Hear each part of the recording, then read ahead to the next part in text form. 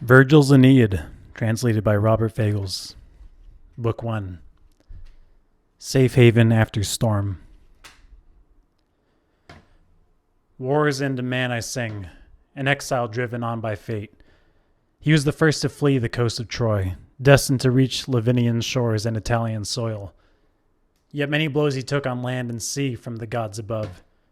Thanks to cruel Juno's relentless rage, and many losses he bore in battle too, before he could found a city, bring his gods to Latium, source of the Latin race, the Alban lords in the high walls of Rome. Tell me, Muse, how it all began. Why was Juno outraged? What could wound the queen of the gods with all her power? Why did she force a man, so famous for his devotion, to brave such rounds of hardship, bear such trials? Can such rage inflame the immortals' hearts?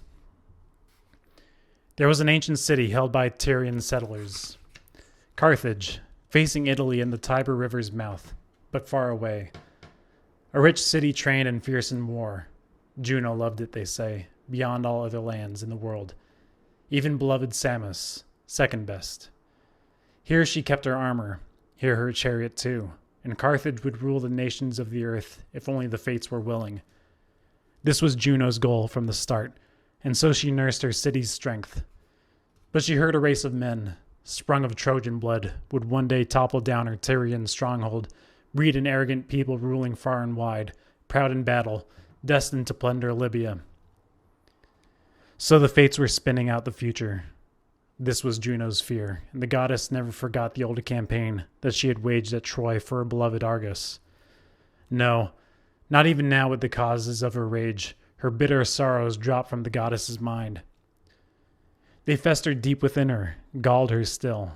The judgment of Paris, the unjust slight to her beauty.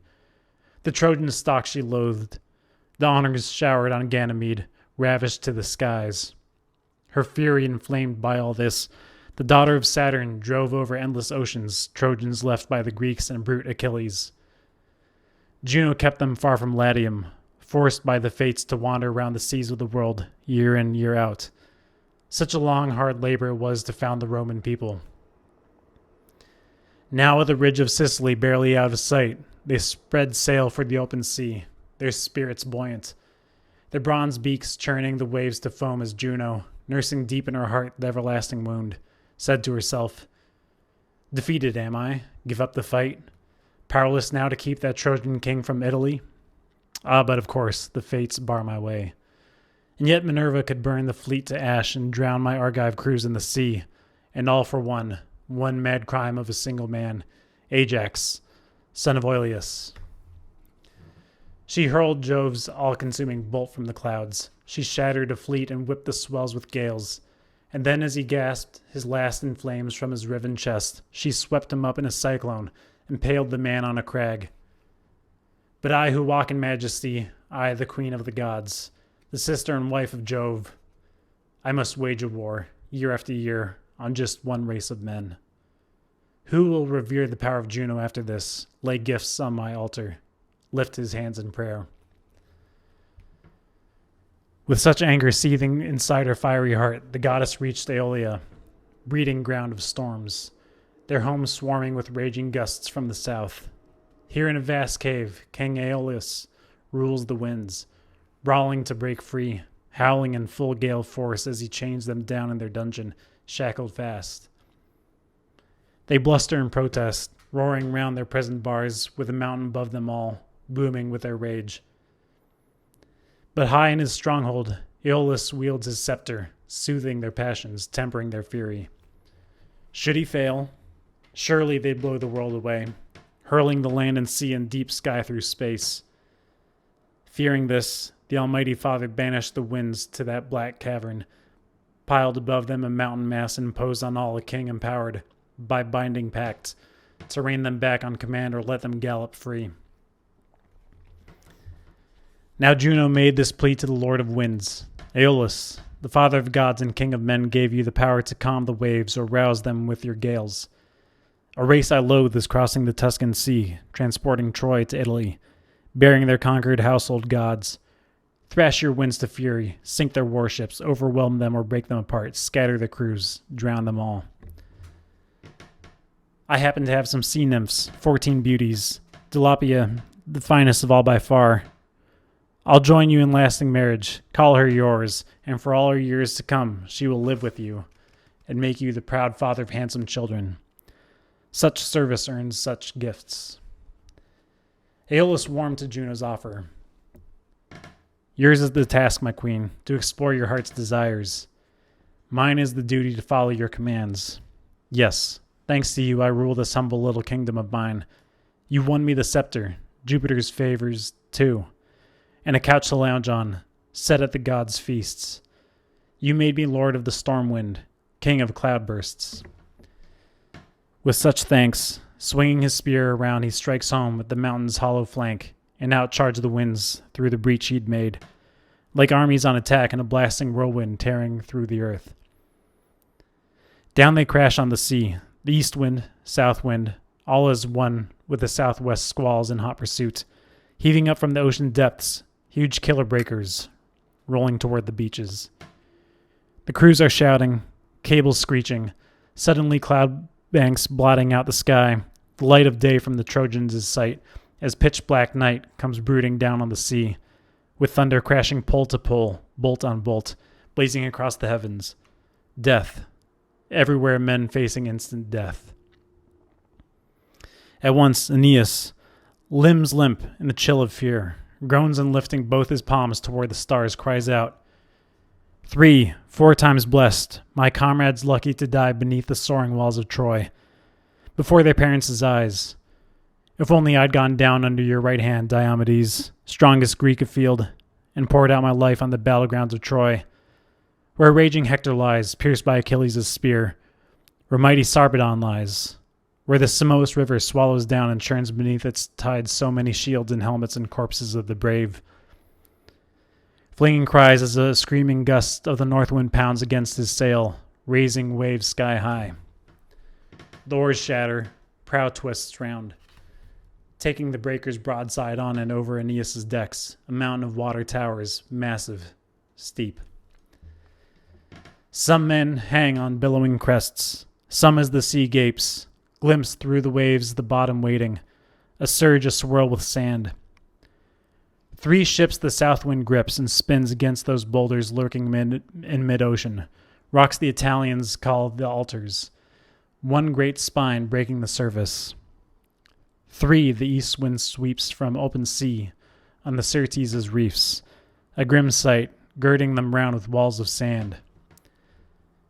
One ship that carried the Lycian units, led by staunch Orontes, before Aeneas' eyes a toppling summit of water strikes the stern and hurls the helmsman overboard, pitching him head first, twirling his ship 3 times, right on the spot till the ravenous whirlpool gulps her down. Here and there you can sight some sailors bobbing in heavy seas, strewn in the welter now the weapons, men, stray spars and treasures saved from Troy.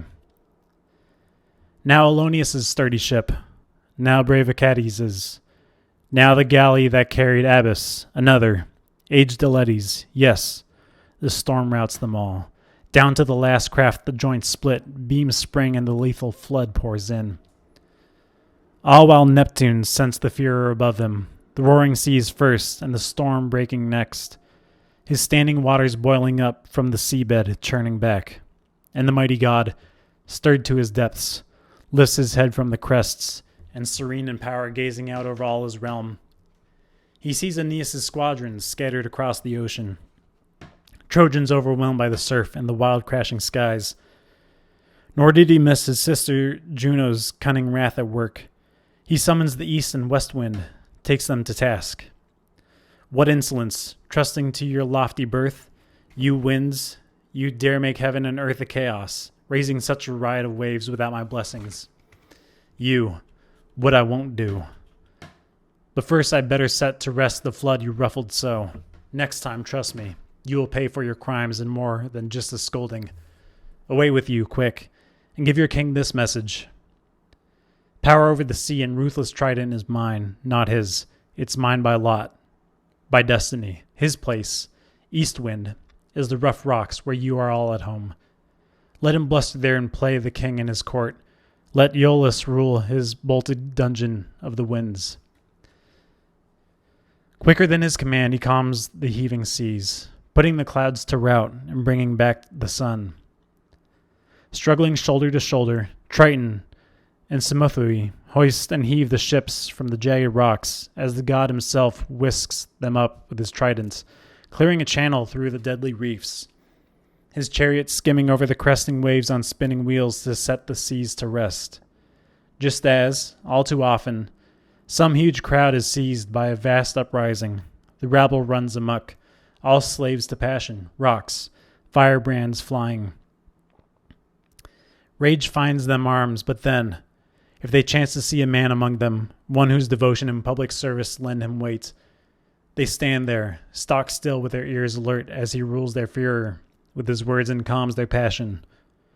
So the crash of the breakers all fell silent once their father, gazing over his realm under clear skies, flicks his horses, giving them free rein, and his eager chariot flies. Now bone-weary, Aeneas' shipmates make a run for the nearest landfall.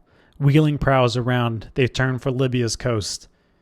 There is a haven shaped by an island shielding the mouth of a long, deep bay, its flanks breaking the force of combers pounding in from the sea, while drawing them off into calm, receding channels.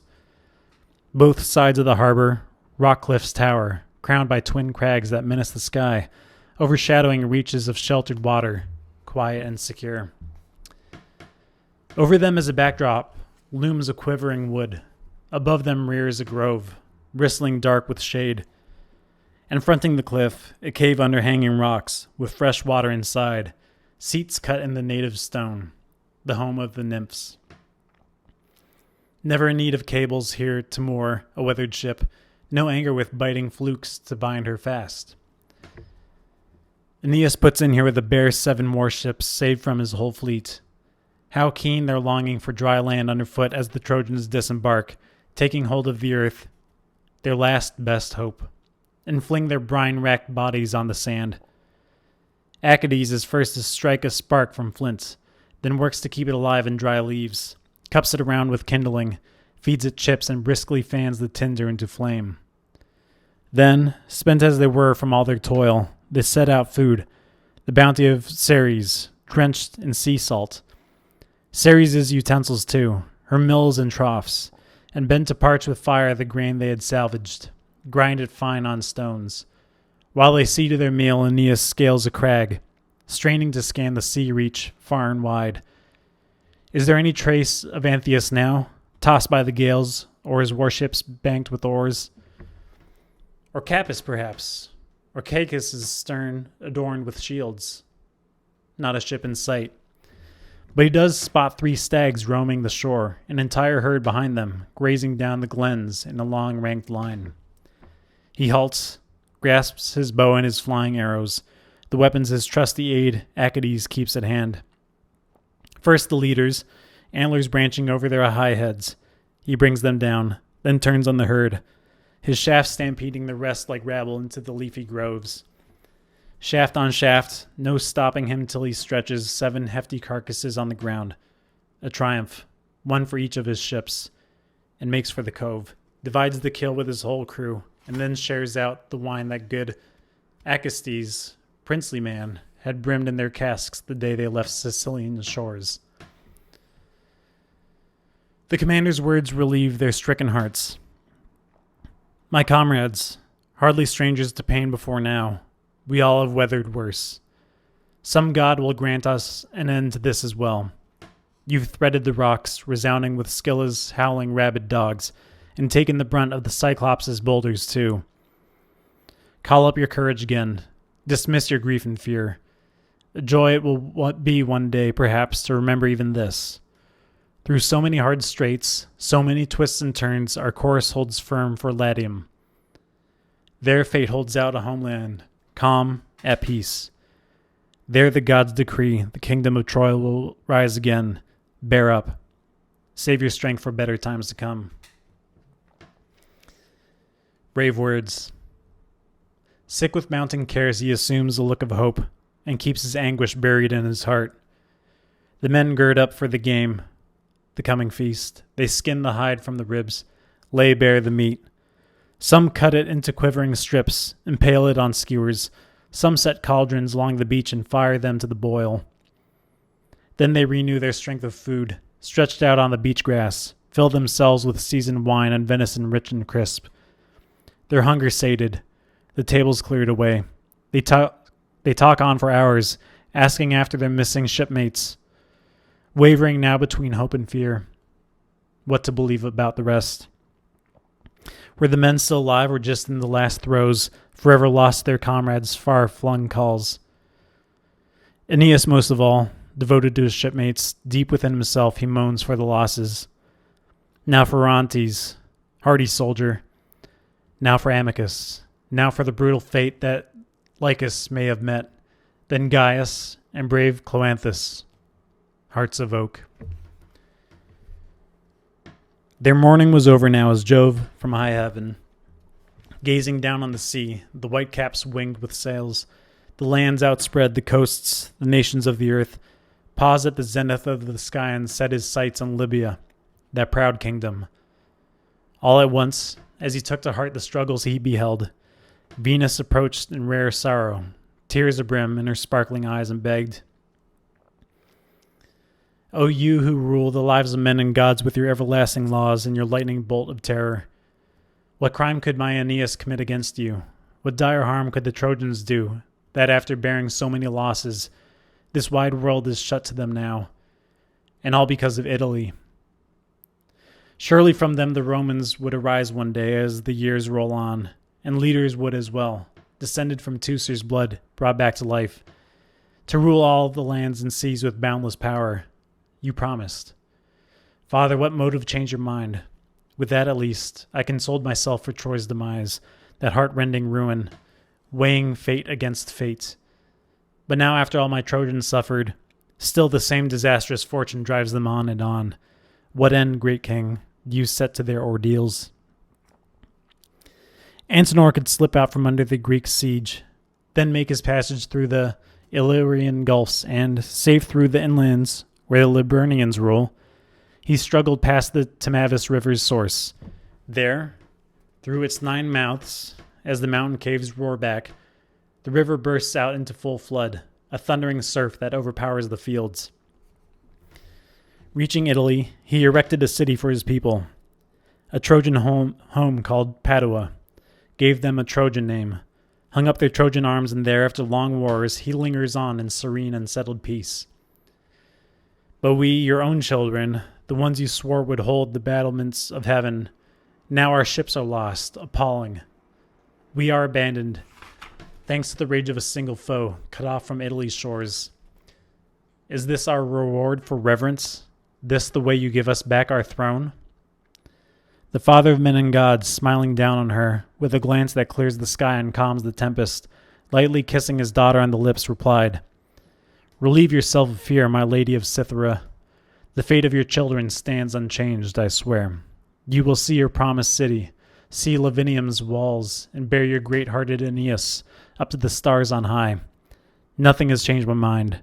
No, your son, believe me, since anguish is gnawing at you, I will tell you more, unrolling the scroll of fate. To reveal its darkest secrets, Aeneas will wage a long, costly war in Italy, crush defiant tribes and build high city walls for his people there, and found the rule of law. Only 3 summers will see him govern Latium. 3 winters pass in barracks after the Latins have been broken. But his son, Ascanius, now that he gains the name of Iulus he was, while Ilium ruled on high, will fill out with his own reign 30 sovereign years, a giant cycle of months revolving round and round, transferring his rule from its old Lavinian home to raise up Alba Longa's mighty ramparts. There, in turn, for a full 300 years, the dynasty of Hector will hold sway till Ilia, a royal priestess great with the brood of Mars, will bear the god twin sons.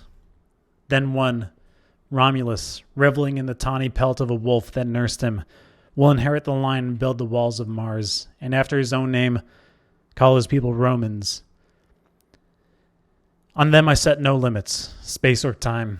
I've granted them power, empire without end.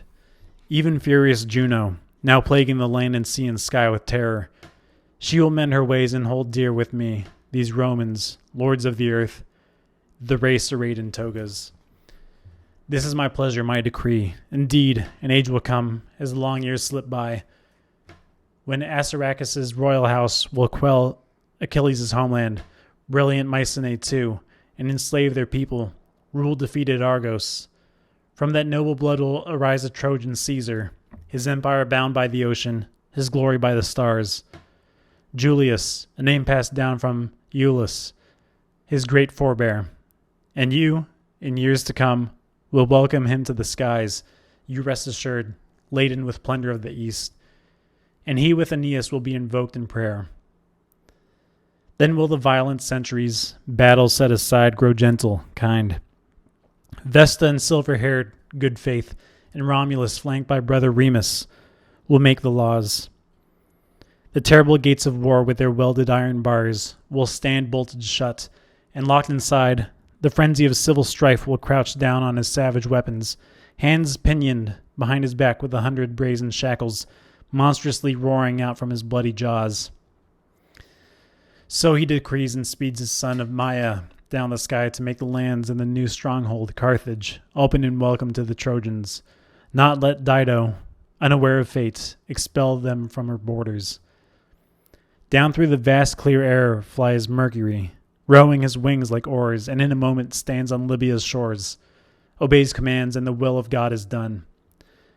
The Carthaginians calm their fiery temper, and Queen Dido, above all, takes to heart a spirit of peace and warm good will to meet the men of Troy.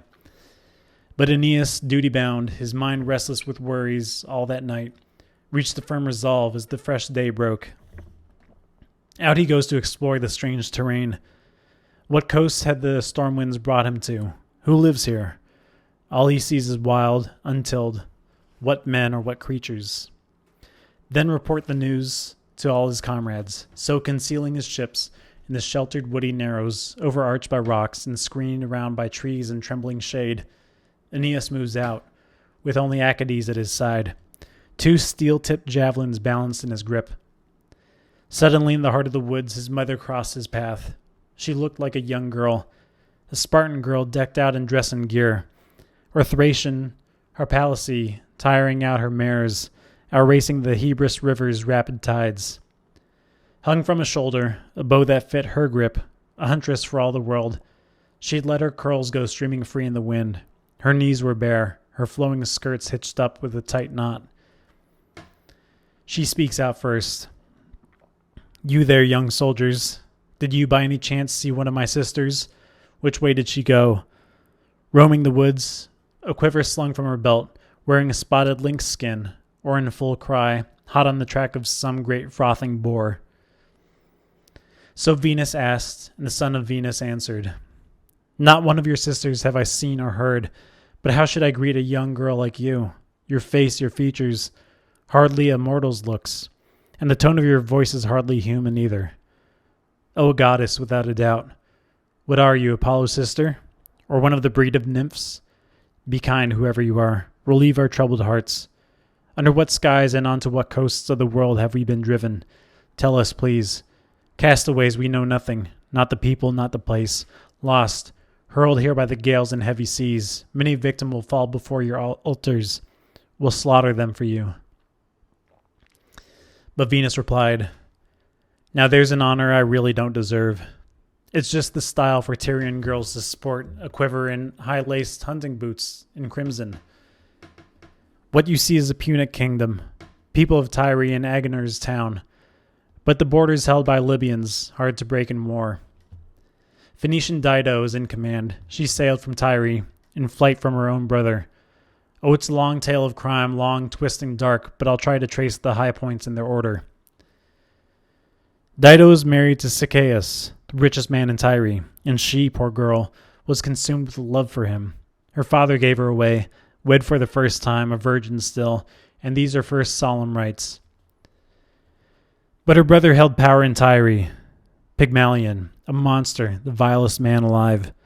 A murderous feud broke out between both men. Pygmalion, catching Zacchaeus off guard at the altar, slaughtered him in blood. That unholy man, so blind in his lust for gold, he ran him through with a sword, then hid the crime for months, deaf to his sister's love, her heartbreak. Still he mocked her with wicked lies, with empty hopes. But she had a dream one night. The true ghost of her husband, not yet buried, came in lifting his face, ashen, awesome in death, showed her the cruel altar, the wounds that pierced his chest, and exposed the secret horror that lurked within the house. He urged her on, "Take flight from our homeland quick." And then he revealed an unknown ancient treasure, an untold weight of silver and gold, a comrade to speed her on her way. Driven by all this, Dido plans her escape, collects her followers, fired by savage hate of the tyrant of bitter fear. They seize some galleys set to sail, load them with gold, the wealth Pygmalion craved, and they bear it overseas, and a woman leads them all, reaching this haven here, where now you will see the steep ramparts rising. The new city of Carthage. The Tyrians purchased land as large as a bull's hide, could enclose but cut in strips for size, and called it Byrsa, the hide, for the spread they bought. But you, who are you? What shores do you come from? Where are you headed now? He answered her questions, drawing a labored sigh from deep within his chest. Goddess, if I'd retrace our story to its start, if you had time to hear the saga of our ordeals, before I finished, the evening star would close the gates from Olympus, put the day to sleep. From old Troy we come. Troy it's called. Perhaps you've heard the name, sailing over the world's seas until by chance, some whim of the winds, some tempest drove us onto Libyan shores. I am Aeneas, duty-bound. I carry aboard my ships the gods of house and home we seized from enemy hands. My fame goes past the skies. I seek my homeland, Italy. Born as I am from highest Jove, I launched out on the Phrygian sea with 20 ships, my goddess mother marking the way and following hard on the course the fates had charted. A mere 7, battered by wind and wave, survived the worst. I myself am a stranger, utterly at a loss, trekking over this wild Libyan wasteland, forced from Europe, Asia too, an exile. Venus could bear no more of his laments, and broke in on his tale of endless hardship. Whoever you are, I scarcely think the powers hate you. You enjoy the breath of life. You've reached the Tyrian city. So off you go now. Take this path to the Queen's gates. I have good news. Your friends are restored to you, your fleets reclaimed. The wind swerved from the north and drove them safe to port. True, unless my parents taught me to read the flights of birds for nothing. Look, at those dozen swans triumphant in formation. The eagle of Jove had just swooped down on them all from heaven's heights and scattered them into open sky. But now you can see them flying trim in their long ranks, landing or looking down where their friends have landed. Home, cavorting on ruffling wings and wheeling round the sky in convoy, trumpeting in their glory. So homeward bound, your ships and hardy shipmates anchor in port now, or approach the harbor's mouth. Full sail ahead. Now off you go, move on. Wherever that path leads you, steer your steps. At that, she turned away. Her neck shone with a rosy glow. Her mane of hair gave off an ambrosial fragrance. Her skirt flowed loose, rippling down to her feet, and her stride alone revealed her as goddess. He knew her at once, his mother, and called after her now as she sped away.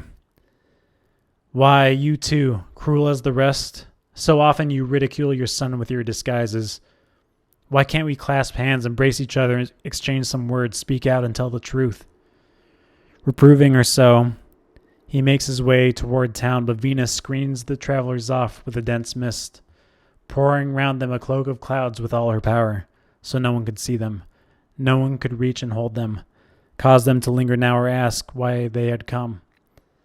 But she herself, lifting into the air, wings her way toward Paphos, racing with joy to reach her home again, where her temples stand and 100 altars steam with Arabian incense, redolent with the scent of fresh-cut wreaths.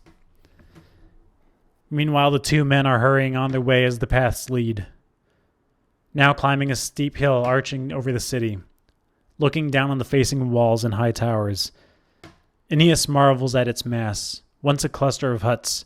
He marvels at gates and bustling hum and cobbled streets. The Tyrians press on with the work, some aligning the walls, struggling to raise the citadel, trundling stones up slopes, some picking the building sites and plowing out their boundaries, others drafting laws, electing judges, a senate held in awe. Here they're dredging a harbor. There they lay foundations deep for a theater, quarrying out of rock great columns to form a fitting scene for stages still to come. As hard at their tasks as bees in early summer, that work the blooming meadows under the sun, they escort a new brood out, young adults now, or press the oozing honey into the combs, the nectar brimming the bulging cells, or gather up the plunder workers haul back in, or close ranks like an army, driving the drones, that lazy crew, from home. The hive seethes with life, exhaling the scent of honey sweet with time. How lucky they are, Aeneas cries, gazing up at the city's heights. Their walls are rising now, and on he goes, cloaked in cloud, remarkable. Right in their midst, he blends in with the crowds, and no one sees him. Now deep in the heart of Carthage stood a grove, lavish with shade, where the Tyrians, making landfall, still shaken by wind and breakers, first unearthed that sign. Queen Juno had led their way to the fiery stallion's head that signaled power in war and ease in life for ages. Here, Dido of Tyre was building Juno a mighty temple, rich with gifts and the goddess's aura of power. Bronzed the threshold crowning a flight of stairs, the doorposts sheathed in bronze, and the bronze doors groaned deep on their hinges. Here in this grove, a strange sight met his eyes and calmed his fears for the first time. Here, for the first time, Aeneas dared to hope he had found some haven, for all his hard straits, to trust in better days. For awaiting the queen, beneath the great temple now, exploring its features one by one, amazed at it all, the city's splendor, the work of rival workers' hands, and the vast scale of their labors, all at once he sees, spread out from the first to last, the battles fought at Troy.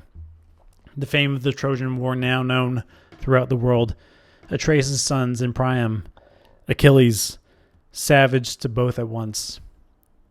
Aeneas came to a halt and wept, and, "O Aeneas," he cried, "is there anywhere, any place on earth not filled with our ordeals? There's Priam, look. Even here, merit will have its true reward. Even here, the world is a world of tears, and the burdens of mortality touch the heart. Dismiss your fears. Trust me, this fame of ours will offer us some haven." So Aeneas says, feeding his spirit on empty, lifeless pictures, groaning low, the tears rivering down his face as he sees once more the fighters circling Troy. Here Greeks in flight, routed by Troy's young ranks, there Trojans routed by plumed Achilles in his chariot. Just in range are the snow-white canvas tents of Rhesus. He knows them at once and sobs. Rhesus' men betrayed in their first slumber, droves of them slaughtered by Diomedes splattered with their blood, lashing back to the Greek camp, their high-strung teams before they could ever savor the grass of Troy or drink at Xanthus' banks. Next, Aeneas sees Troilus in flight, his weapons flung aside. Unlucky boy, no match for Achilles' onslaught. Horses haul him on, tangled behind an empty war car, flat on his back, clinging still to the reins, his neck and hair dragging along the ground, the butt of his javelin scrawling zigzags in the dust. And here the Trojan women are moving toward the temple of Pallas, their deadly foe, their hair unbound as they bear the robe, their offering, suppliants grieving, palms beating their breasts, but Pallas turns away, staring at the ground. And Hector, 3 times Achilles has hauled him round the walls of Troy, and now he's selling his lifeless body off for gold. Aeneas gives a groan. Heaving up from his depths, he sees the plundered armor, the car, the corpse of his great friend, and Priam reaching out with helpless hands. He even sees himself swept up in the melee, clashing with Greek captains, sees the troops of the dawn and swarthy Memnon's arms, and Penthesilea Leading her Amazons bearing half-moon shields, she blazes with battle fury out in front of her army, cinching a golden breastband under her bared breast, a girl, warrior queen who dares to battle men. And now as Trojan Aeneas, gazing in awe at all the scenes of Troy, stood there spellbound, eyes fixed on the war alone, the queen aglow with beauty approached the temple, Dido, with masked escorts marching in her wake. Like Diana urging her dancing troops along the Eurotas' banks or up Mount Synthesis' ridge, as 1,000 mountain nymphs crowd in behind her, left and right, with quivers slung from her shoulder, taller than any other goddess as she goes striding on, and silent Latina thrills with joy too deep for words. Like Dido now, striding triumphant among her people, spurring on the work of their kingdom still to come, and then by Juno's doors beneath the vaulted dome, flanked by an honor guard beside her lofty seat, the queen assumed her throne. Here as she handed down decrees and laws to her people, sharing labors fairly, some by lot, some with her sense of justice. Aeneas suddenly sees his men approaching through the crowds. Antheus, Sergestus, gallant Cloanthus, other Trojans the black gales had battered over the seas and swept to far-flung coasts. Aeneas, Achates, both were amazed, both struck with joy and fear. They yearn to grasp their companions' hands in haste, but both men are unnerved by the mystery of it all. So, cloaked in folds of mist, they hide their feelings, waiting, hoping to see what luck their friends have found. Where have they left their ships? What coast? Why have they come? These picked men, still marching in from the whole armada, pressing toward the temple amid the rising din to plead for some goodwill. Once they had entered, loud to appeal before the queen, the eldest, Prince Ilioneus, calm, composed, spoke out. Your Majesty, empowered by Jove to found your new city here and curb rebellious tribes with your sense of justice, we poor Trojans, castaways, tossed by storms over all the seas, we beg you, keep the cursed fire off our ships. Pity us, God-fearing men. Look on us kindly. See the state we are in. We have not come to put your Libyan gods and homes to the sword, loot them and haul our plunder toward the beach. No, such pride, such violence has no place in the hearts of beaten men. There is a country, the Greeks called it Hesperia, land of the west, an ancient land, mighty in war and rich in soil. Oena Trojans settled it, and now we hear their descendants call their kingdom Italy, after their leader, Italus. Italy bound we were when, surging with sudden breakers, stormy Orion drove us against blind shoals, and from the south came vicious gales to scatter us, whelmed by the sea, across the murderous surf and rocky barrier reefs. We few escaped and floated toward your coast. What kind of men are these? What land is this, that you can tolerate such barbaric ways? We are denied the sailor's right to shore, attacked, forbidden even a footing on your beach. If you have no use for humankind in mortal armor, at least respect the gods. They know right from wrong. They don't forget. We once had a king, Aeneas, none more just, none more devoted to duty, none more brave in arms. If fate has saved that man, if he still draws strength from the air we breathe, if he's not laid low, not yet with the heartless shades, fear not, nor will you once regret the first step you take to compete with him in kindness. We have cities too, in the land of Sicily, arms and a king, Acestes, born of Trojan blood. Permit us to haul our storm-racked ships ashore, trim new oars, hew timbers out of your woods so that, if we are fated to sail for Italy, king and crews restored, to Italy, to Latium, we will sail with buoyant hearts. But if we have lost our haven there, if Libyan waters hold you now, my captain, best of the men of Troy, and all our hopes for Iulus have been dashed, at least we can cross back over Sicilian seas, the straits we came from, homes ready and waiting, and seek out great Acestes for our king. So Ilioneus closed, and with one accord the Trojans murmured yes. Her eyes lowered, Dido replies with a few choice words of welcome. Cast fear to the winds, Trojans, free your minds. Our kingdom is new. Our hard straits have forced me to set defenses, station guards along our far frontiers. Who has not heard of Aeneas' people, his city, Troy, her men, her heroes, the flames of that horrendous war? We are not so dull of mind, we Carthaginians here. When he yokes his team, the sun shines down on us as well. Whatever you choose, great Hesperia, Saturn's fields, or the shores of Eryx, with Acestes as your king, I will provide safe passage, escorts, and support to speed you on your way. Or would you rather settle here in my realm on equal terms with me? This city I build, it's yours. Haul ships to shore. Trojans, Tyrians, they will be all the same to me. If only the storm that drove your king, and Aeneas were here now. Indeed, I'll send out trusty men to scour the coast of Libya far and wide. Perhaps he's shipwrecked, lost in woods or towns. Spirits lifting at Dido's welcome, brave Aeneas and Captain Aeneas had long chafed to break free of the mist. And now Aeneas spurs Aeneas on. Son of Venus, what feelings are rising in you now? You see the coast is clear, our ships and friends restored. Just one is lost.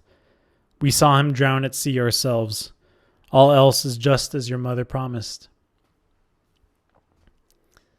He'd barely ended when all at once the mist round them parted, melting into the open air, and there Aeneas stood, clear in the light of day. His head, his shoulders, the man was like a god. His own mother had breathed her beauty on her son, a gloss in his flowing hair, and the ruddy glow of youth, and radiant joy shone in his eyes. His beauty fine as a craftsman's hand can add to ivory, or a glow as silver, or Parian marble ringed in glinting gold. Suddenly, surprising all, he tells the queen, "Here I am before you, the man you are looking for, Aeneas the Trojan, plucked from Libya's heavy seas. You alone have pitied the long ordeals of Troy, unspeakable, and here you would share your city and your home with us, the remnant left by the Greeks. We who have drunk deep of each and every disaster land and sea can offer, stripped of everything, now it's past our power to reward you gift for gift, Dido, theirs as well, whoever may survive of the Dardan people still, strewn over the wide world now.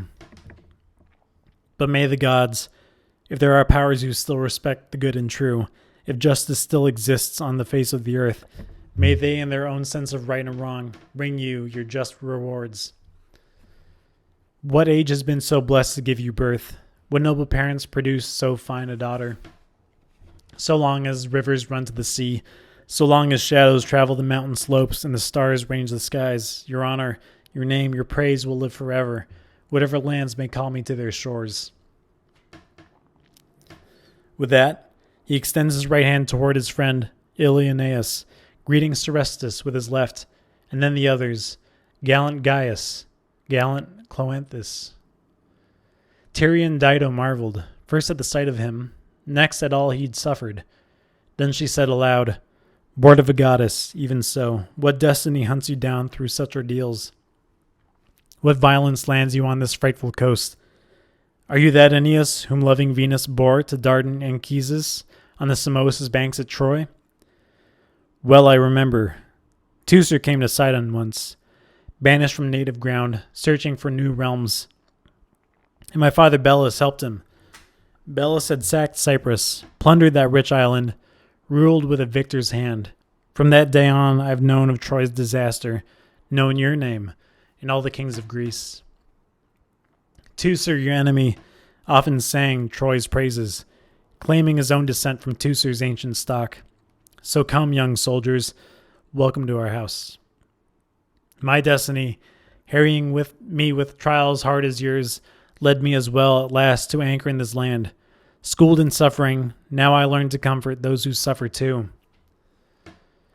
With that greeting, she leads Aeneas into the royal halls, announcing offerings in the gods' high temples as she goes, not forgetting to send his shipmates on the beaches 20 bulls and 100 huge, bristling razorbacks, and 100 fatted lambs together with their mothers, gifts to make this day a day of joy.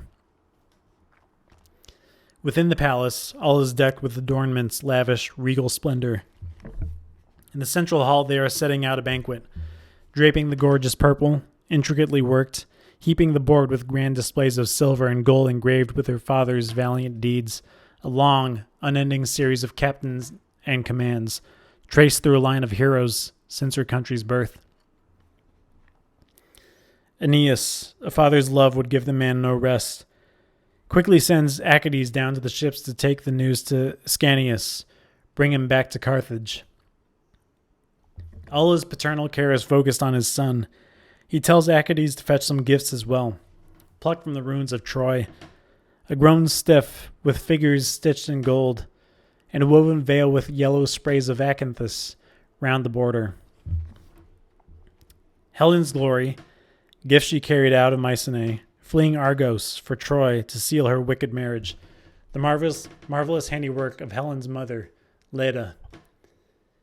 Aeneas adds the scepter Iline used to bear, the eldest daughter of Priam, a necklace too, strung with pearls and a crown of double bands, one studded with gems, the other gold. Aeneas, following orders, hurries toward the ships. But now Venus is mulling over some new schemes, new intrigues. Altered in face and figure, Cupid would go in place of the captivating Aeneas, using his gifts to fire the queen to madness, weaving a lover's ardor through her bones. No doubt Venus fears that treacherous house and the Tyrians' forked tongues, and brutal Juno inflames her anguish too, and her cares keep coming back as night draws on. So Venus makes an appeal to love, her winged son. You, my son, are my strength, my greatest power. You alone, my son, can scoff at the lightning bolts the high and mighty father hurled against Typhoeus. Help me, I beg you. I need all your immortal force. Your brother Aeneas is tossed round every coast on earth, thanks to Juno's ruthless hatred, as you well know. And time and again, you've grieved to see my grief. But now Phoenician Dido has him in her clutches, holding him back with smooth, seductive words, and I fear the outcome of Juno's welcome here. She won't sit tight while fate is turning on its hinge. So I plan to forestall her with ruses of my own and besiege the queen with flames. No goddess will change her mood. She's mine, my ally in arms, my great love for Aeneas. But how can you go about this? Hear my plan.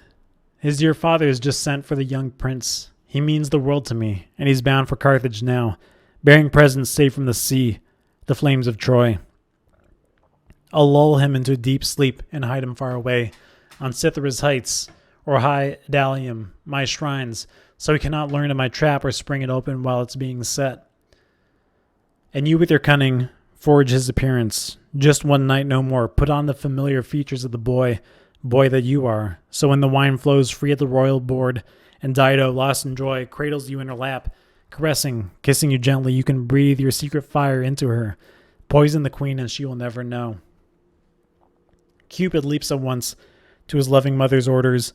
Shedding his wings, he masquerades as Iülus, prancing with his stride.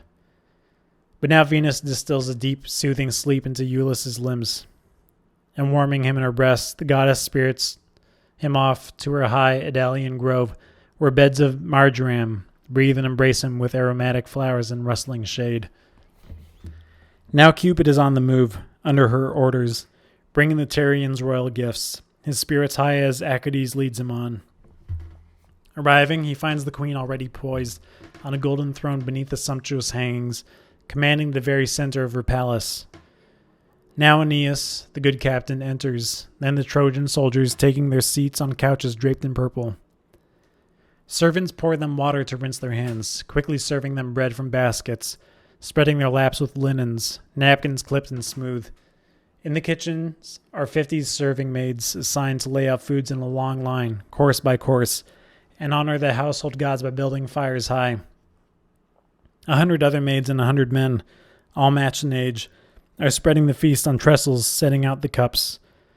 And Tyrians join them, bustling through the doors, filling the hall with joy to make invited seats on brocaded couches. They admire Aeneas' gifts, admire Iülus now, the glowing face of the god and the god's dissembling words. In Helen's gown and the veil adorned with a yellow acanthus border.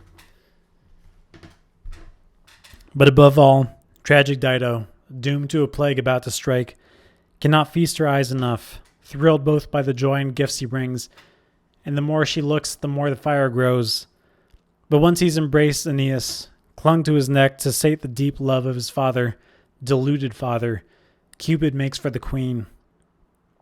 Her gaze, her whole heart is riveted on him now, and at times she even warms him snugly in her breast. For how can she know, poor Dido, what a mighty god is sinking into her, to her grief? But he, recalling the wishes of his mother Venus, blots out the memory of Sychaeus, bit by bit, trying to seize with a fresh, living love a heart at rest for long, long numb to passion. Then, with the first lull in the feast, the tables cleared away. They set out massive bowls and crowned with the wine with wreaths. A vast din swells in the palace, voices reverberating through the echoing halls. They light the lamps, hung from the coffered ceilings sheathed in gilt, and blazing torches burn the night away. The queen calls for a heavy golden bowl, studded with jewels and brimmed with unmixed wine. The bowl that Belus and all of Belus' sons had brimmed, and the hall falls hushed as Dido lifts a prayer. Jupiter, you, they say, are the god who grants the laws of host and guest. May this day be one of joy for Tyrians here in exiles come from Troy, a day our sons will long remember. Bacchus, giver of bliss, and Juno, generous Juno, bless us now.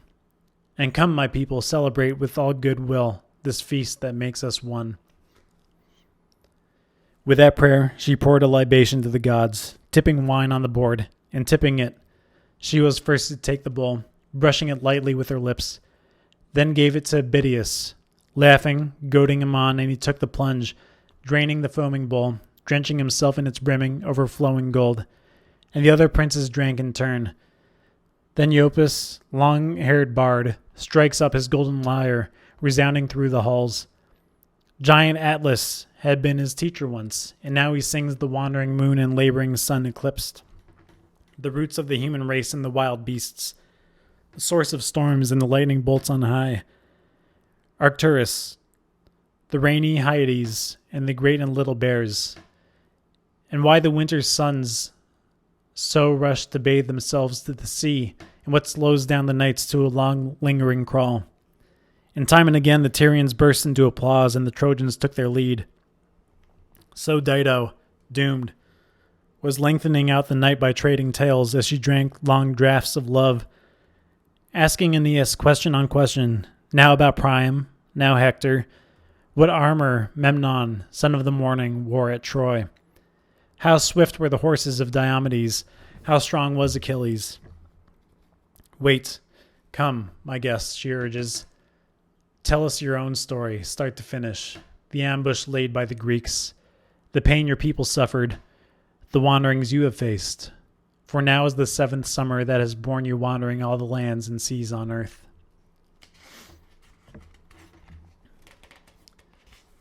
Book 2. The Final Hours of Troy. Silence.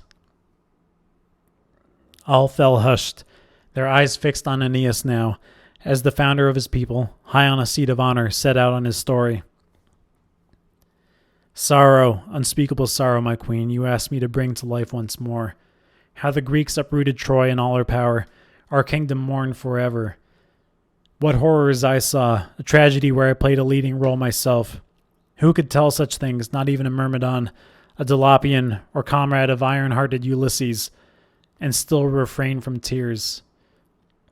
And now, too, the dank night is sweeping down from the sky, and the setting stars incline our heads to sleep.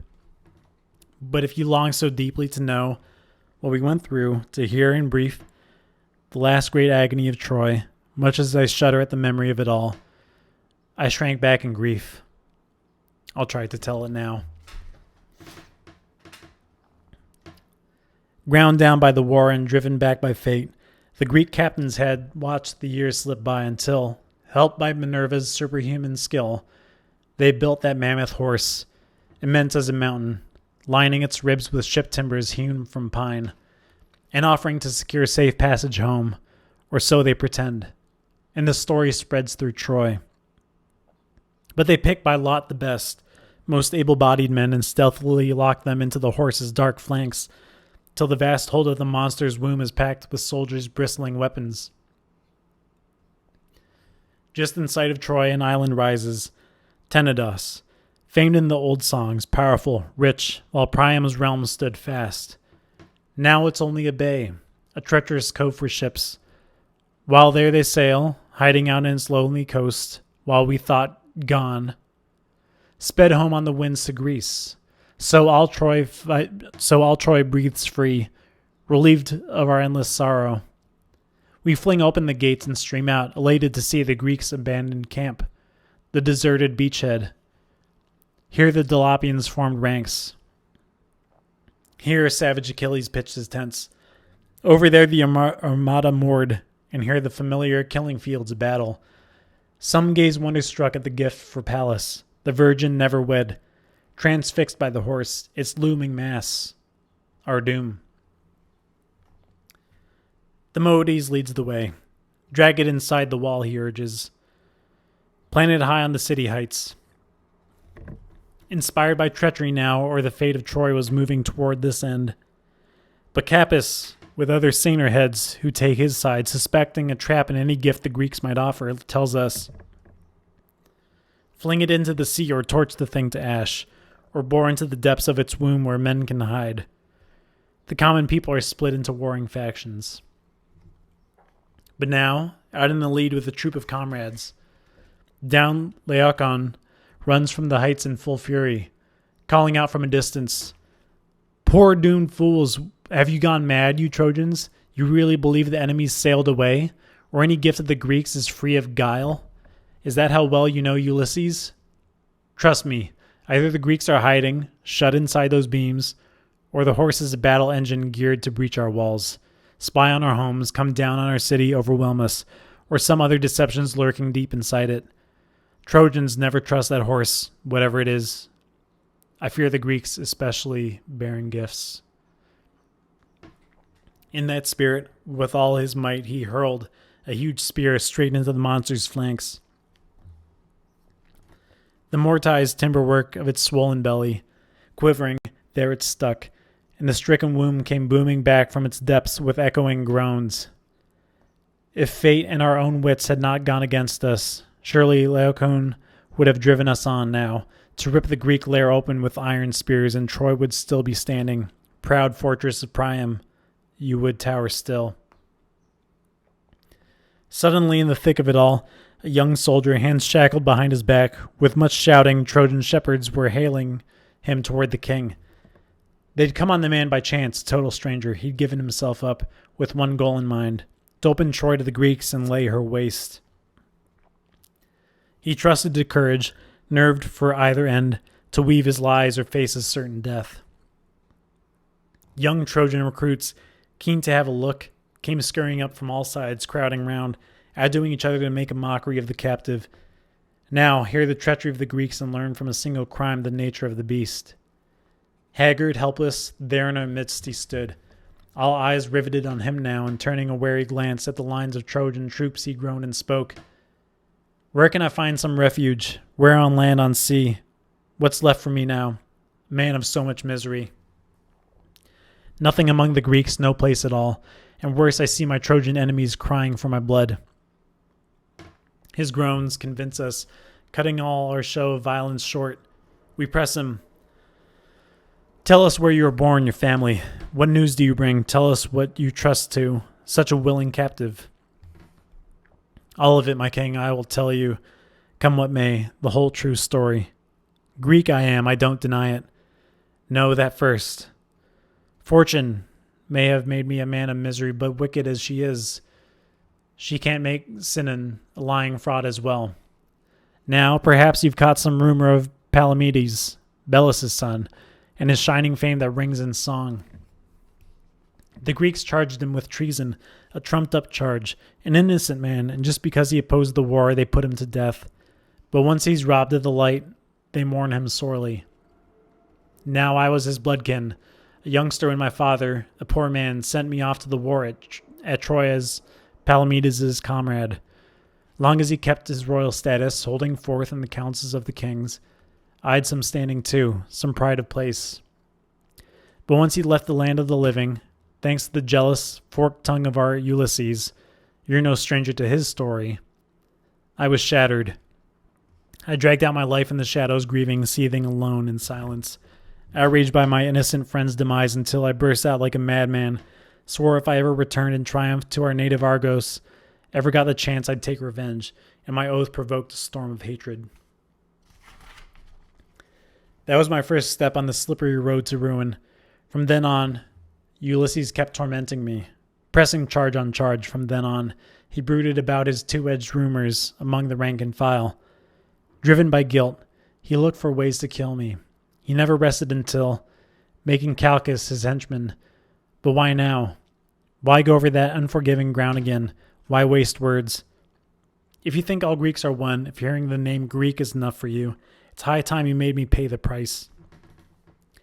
How that would please the man of Ithaca, how the sons of Atreus would repay you. Now, of course, we burn to question him, urge him to explain, blind to how false the cunning Greeks could be. All a tremble, he carries on with his tale, lying from the cockles of his heart. Time and again the Greeks had yearned to abandon Troy, bone-tired from a long hard war, to put it far behind and beat a clean retreat. Would to God they had, but time and again, as they were setting sail, the heavy seas would keep them confined to port, and the south wind filled their hearts with dread. And worst of all, once this horse, this massive timber with locking planks, stood stationed here at last, so the thunderheads rumbled up and down the sky. So at our wits' end, we sent Eurypylus off to question Apollo's oracle now, and back he comes with the god's shrine, with these bleak words. With blood you appeased the winds, with a virgin sacrifice when you Greeks, first sought the shores of Troy. With blood you must seek fair winds to sail you home, must sacrifice one more Greek life in return. As the word spread, the ranks were struck dumb, and icy fears sent shivers down their spine. Whom did the god demand? Who'd meet his doom? Just that moment, the Ithacan hailed the prophet, Calchas, into our midst. He twisted out of him. What was the gods' will? The army rose in uproar. Even then our soldiers sensed that I was the one, the target of that Ulysses' vicious schemes. They saw it coming. Still they held their tongues. For 10 days the seer, silent, closed off in his tent, refused to say a word or betray a man to death. But at last, goaded on by Ulysses' mounting threats, but in fact, conniving in their plot, he breaks his silence and dooms me to the altar, and the army gave consent.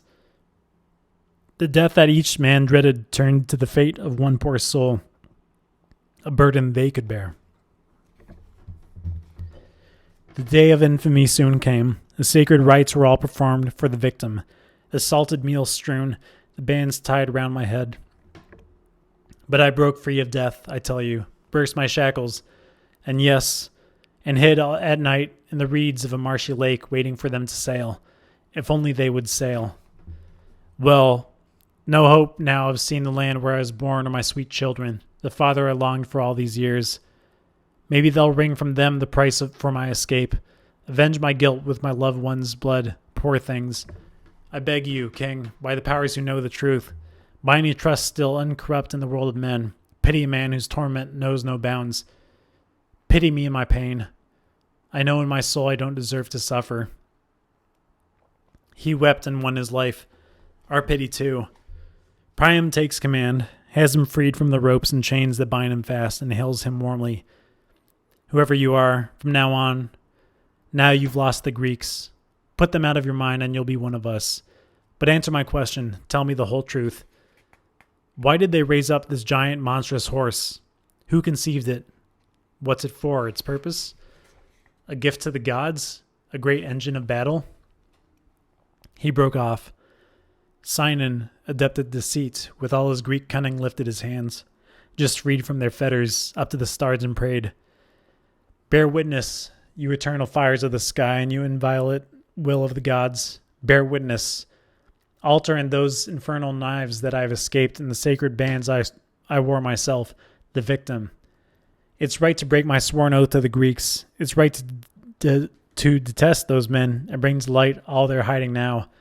No laws of my native land can bind me here. Just keep your promise, Troy. If I can save you, you must save me too. If I reveal the truth and pay you back in full. All the hopes of the Greeks, their firm faith in the war they'd launched themselves, had always hinged on Pallas Athena's help. But from the moment that godless Diomedes, flanked by Ulysses, the mastermind of crime, attacked and tore the fateful image of Pallas out of her own hallowed shrine and cut down the sentries ringing your city heights and seized that holy image and even dared touch the sacred bands on the virgin goddess's head with hands reeking blood. From that hour on, the high hopes of the Greeks had trickled away like a slow ebbing tide. They were broken, beaten men, the will of the goddess dead set against them. Omens of this she gave in no uncertain terms. They had hardly stood her image up in the Greek camp when flickering fire shot from its glaring eyes and salt sweat ran glistening down its limbs, and 3 times the goddess herself, a marvel, blazed forth from the ground, shield clashing, spear brandished. The prophet spurs them at once to risk escape by sea. You cannot root out Troy with your Greek spears unless you seek new omens in Greece and bring the god back here. The image they'd borne across the sea in their curved ships. So now they've sailed away on the wind for home shores just to rearm, recruit their gods as allies yet again, then measure back their course on the high seas, and back they'll come to attack you all off guard. So Calchas read the omens. At his command they raised this horse, this effigy, all to atone for the violated image of Pallas, her wounded pride, her power, and expiate the outrage they had done.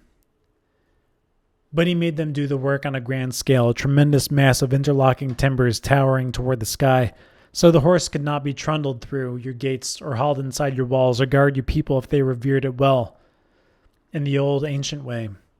For if your hands should violate the great offering to Minerva, a total disaster, if only God would turn it against the seer himself, will wheel down on Priam's empire, Troy, and all your futures. But if your hands will rear it up into your city, then all Asia in arms can invade Greece, can launch an all-out war right up to the walls of Pelops. That's the doom that awaits our sons' sons. Trapped by his craft, that cunning liar Sinon, we believed his story, his tears, his treachery seized the men whom neither Tydeus' son nor Achilles could defeat, nor 10 long years of war, nor all the 1,000 ships. But a new portent strikes our doomed people now, a greater omen, far more terrible, fatal, shakes our senses, blind to what was coming. Laocoon, the priest of Neptune picked by lot, was sacrificing a massive bull at the holy altar when, I cringe to recall it now, look there, over the calm deep straits off Tenedos, swim twin giant serpents, rearing in coils, breasting the sea swell side by side, plunging toward the shore, their heads, their blood-red crests surging over the waves, their bodies thrashing, backs rolling in coil on mammoth coil, and the wake behind them churns in a roar of foaming spray. And now, their eyes glittering, shot with blood and fire, flickering tongues licking their massive maws, yes, now they're about to land. We blanch at the sight, we scatter, like troops on attack, they're heading straight for Laocoon. First each serpent seizes one of his small young sons, constricting, twisting around him, sinks its fangs in the tortured limbs and gorges. Next, Laocoon, rushing quick to the rescue, clutching his sword. They trap him, bind him in huge muscular whorls, their scaly backs lashing around his midriff twice, and twice around his throat, their heads, their flaring necks mounting over their victim writhing still, his hands frantic to wrench apart their knotted trunks, his priestly bands splattered in filth, black venom, and all the while his horrible screaming fills the skies. Bellowing like some wounded bull, struggling to shrug, loose from his neck an axe that struck awry, to lumber clear of the altar. Only the twin snakes escape, sliding off and away to the heights of Troy where the ruthless goddess holds her shrine, and there at her feet they hide, vanishing under Minerva's great round shield. At once, I tell you, a stranger fear runs through the harrowed crowd. Laocoon deserved to pay for his outrage, so they say. He desecrated the sacred timbers of the horse. He hurled his wicked lance at the beast's back. Haul Minerva's effigy up to her house, we shout, offer up to our prayers to the power of the goddess. We breach our own ramparts, fling our defenses open, all pitch into the work. Smooth running rollers we wheel behind its hoofs, and heavy hempen ropes we bind round its neck, and teeming with men at arms, the huge deadly engine climbs our city walls. Around it boys and unwed girls sing hymns, thrilled to lay a hand on the dangling ropes as on and on it comes, gliding into the city, looming high over the city's heart. Oh, my country, Troy, home of the gods, you great walls of the Dardans long renowned in war. 4 times it lurched to a halt at the very brink of the gates. 4 times the armor clashed out from its womb. But we forged ahead, oblivious, blind, insane. We stationed the monster fraught with doom on the hallowed heights of Troy. Even now Cassandra revealed the future, opening lips the gods had ruled no Trojan would believe. And we, poor fools, on this our last day, we deck the shrines of the gods with green holiday garlands all throughout the city. But all the while the skies keep wheeling on and night comes sweeping in from the ocean stream, in its mammoth shadow swallowing up the earth and the pole star and the treachery of the Greeks. Dead quiet, the Trojans slept on, strewn throughout their fortress, weary bodies embraced by slumber. But the Greek armada was underway now, crossing over from Tenedos, ships in battle formation, under the moon's quiet light, their silent ally, homing in on the berths they know by heart.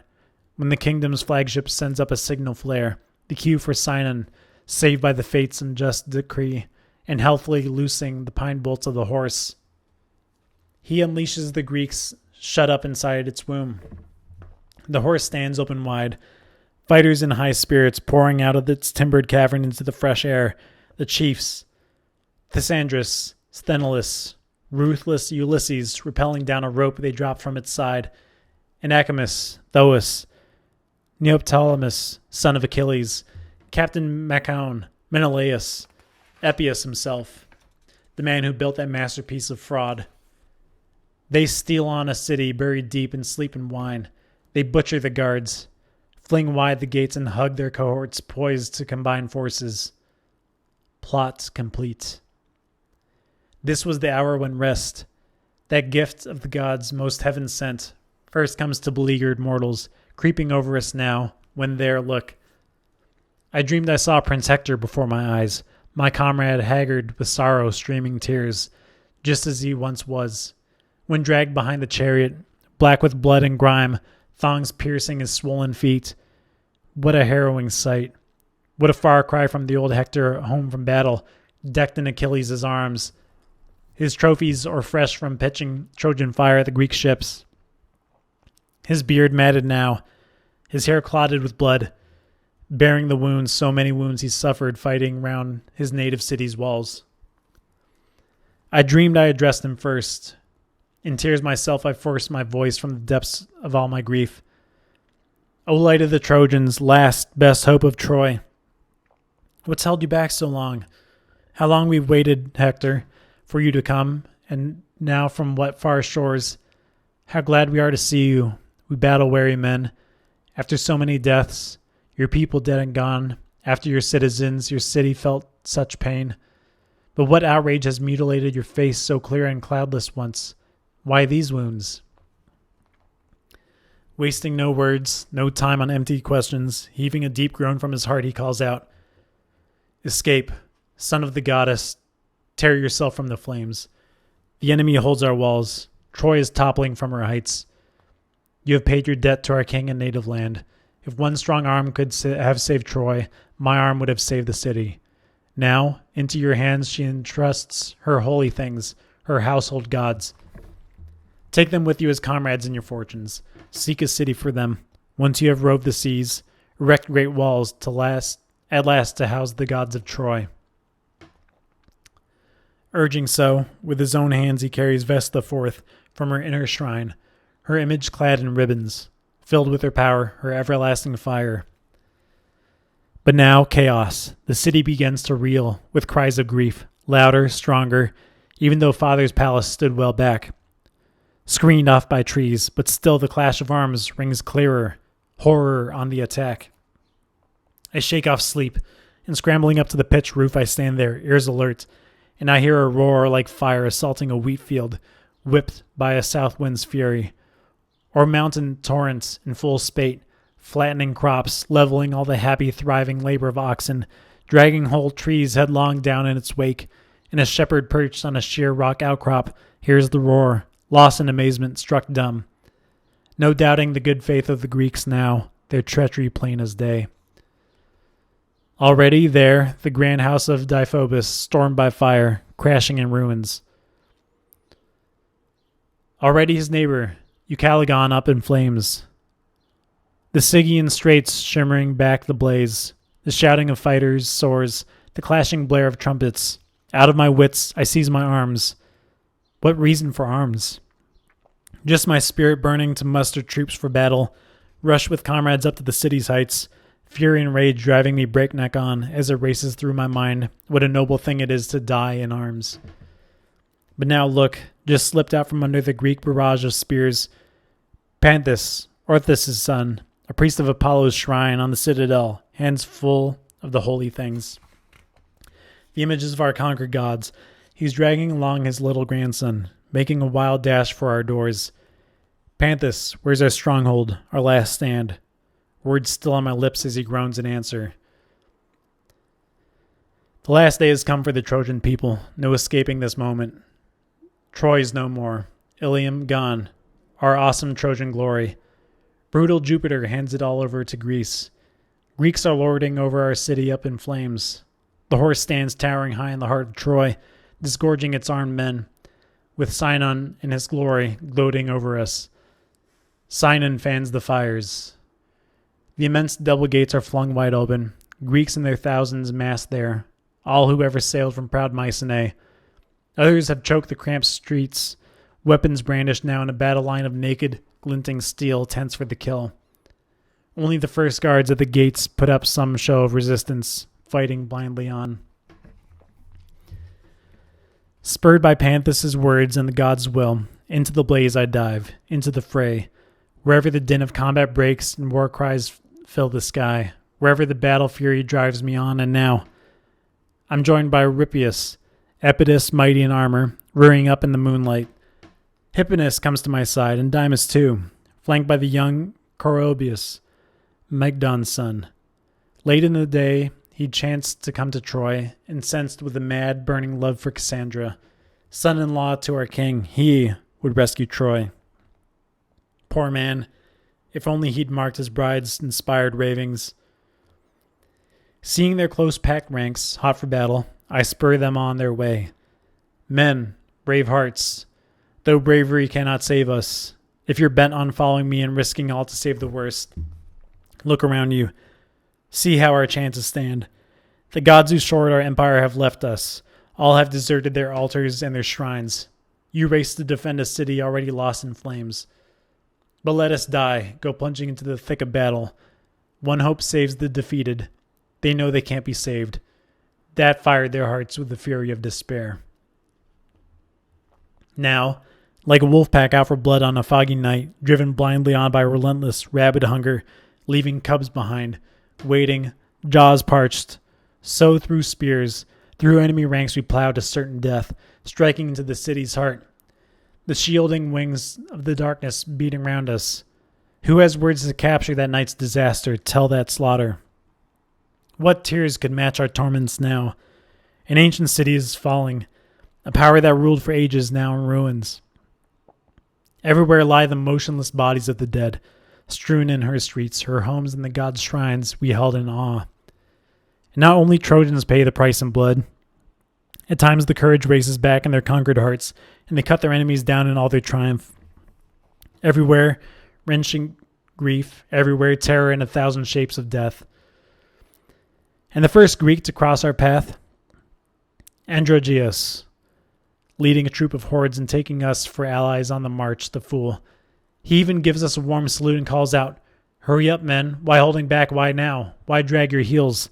Troy's up in flames. The rest are looting, sacking the city heights. But you, have you just come from the tall ships?"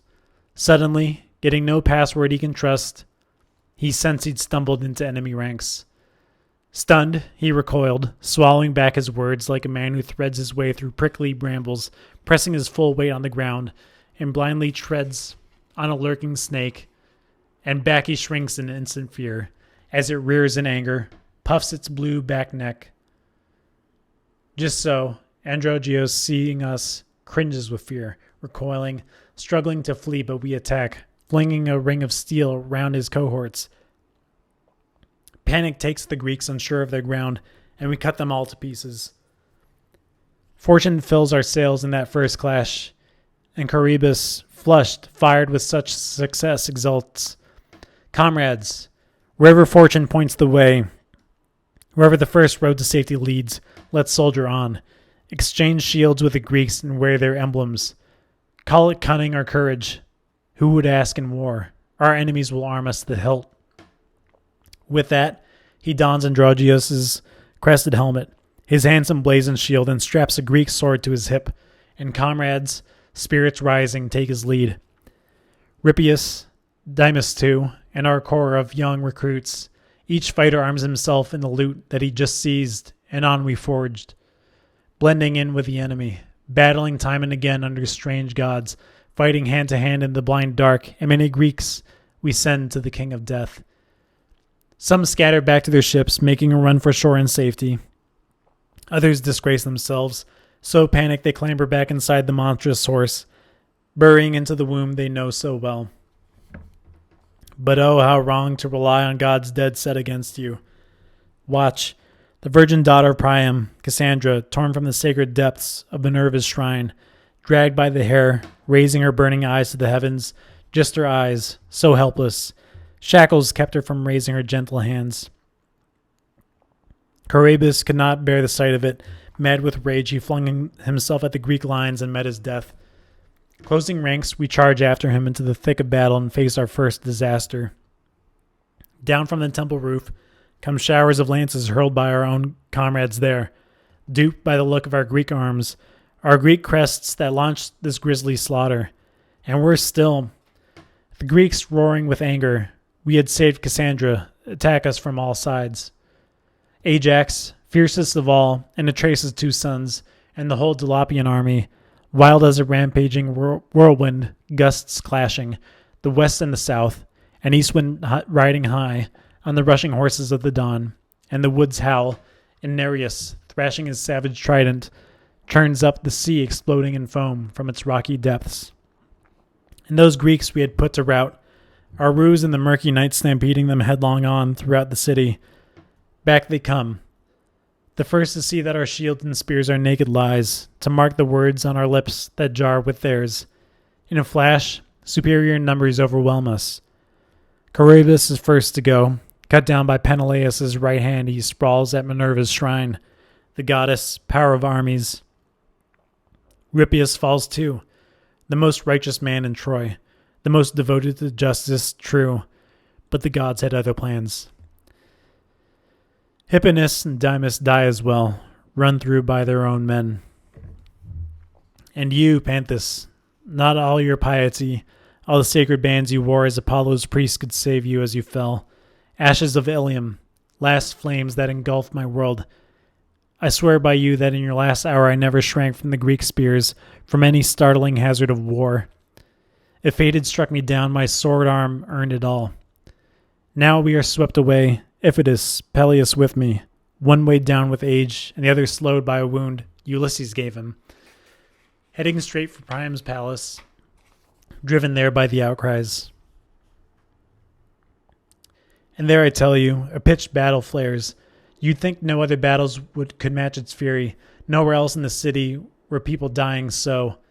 Invincible Mars rears up to meet us face to face with waves of Greeks assaulting the roofs. We see them choking the gateway under a tortoise shell of shields, and the scaling ladders cling to the steep ramparts. Just at the gates the raiders scramble up the rungs, shields on their left arms thrust out for defense, their right hands clutching the gables. Over against them, Trojans rippling the tiles and turrets from all their roofs. The end is near. They can see it now, at the brink of death, desperate for weapons, some defense, and these missiles they send reeling down on the Greeks' heads, the gilded beams, the inlaid glory of all our ancient fathers. Comrades below, posted in close-packed ranks, blocked the entries, sword points drawn and poised. My courage renewed, I rushed to relieve the palace, brace the defenders, bring the defeated strength. There was a secret door, a hidden passage linking the wings of Priam's house, remote, far to the rear. Long as our realm still stood, Andromache, poor woman, would often go this way, unattended, to Hector's parents, taking the boy, Astyanax, by the hand to see grandfather Priam. I slipped through the door, up to the jutting roof where the doomed Trojans were hurling futile spears. There was a tower soaring high at the peak toward the sky, our favorite vantage point for surveying all of Troy and the Greek fleet in camp. We attacked that tower with iron crowbars, just where the upper story planks showed loosening joints.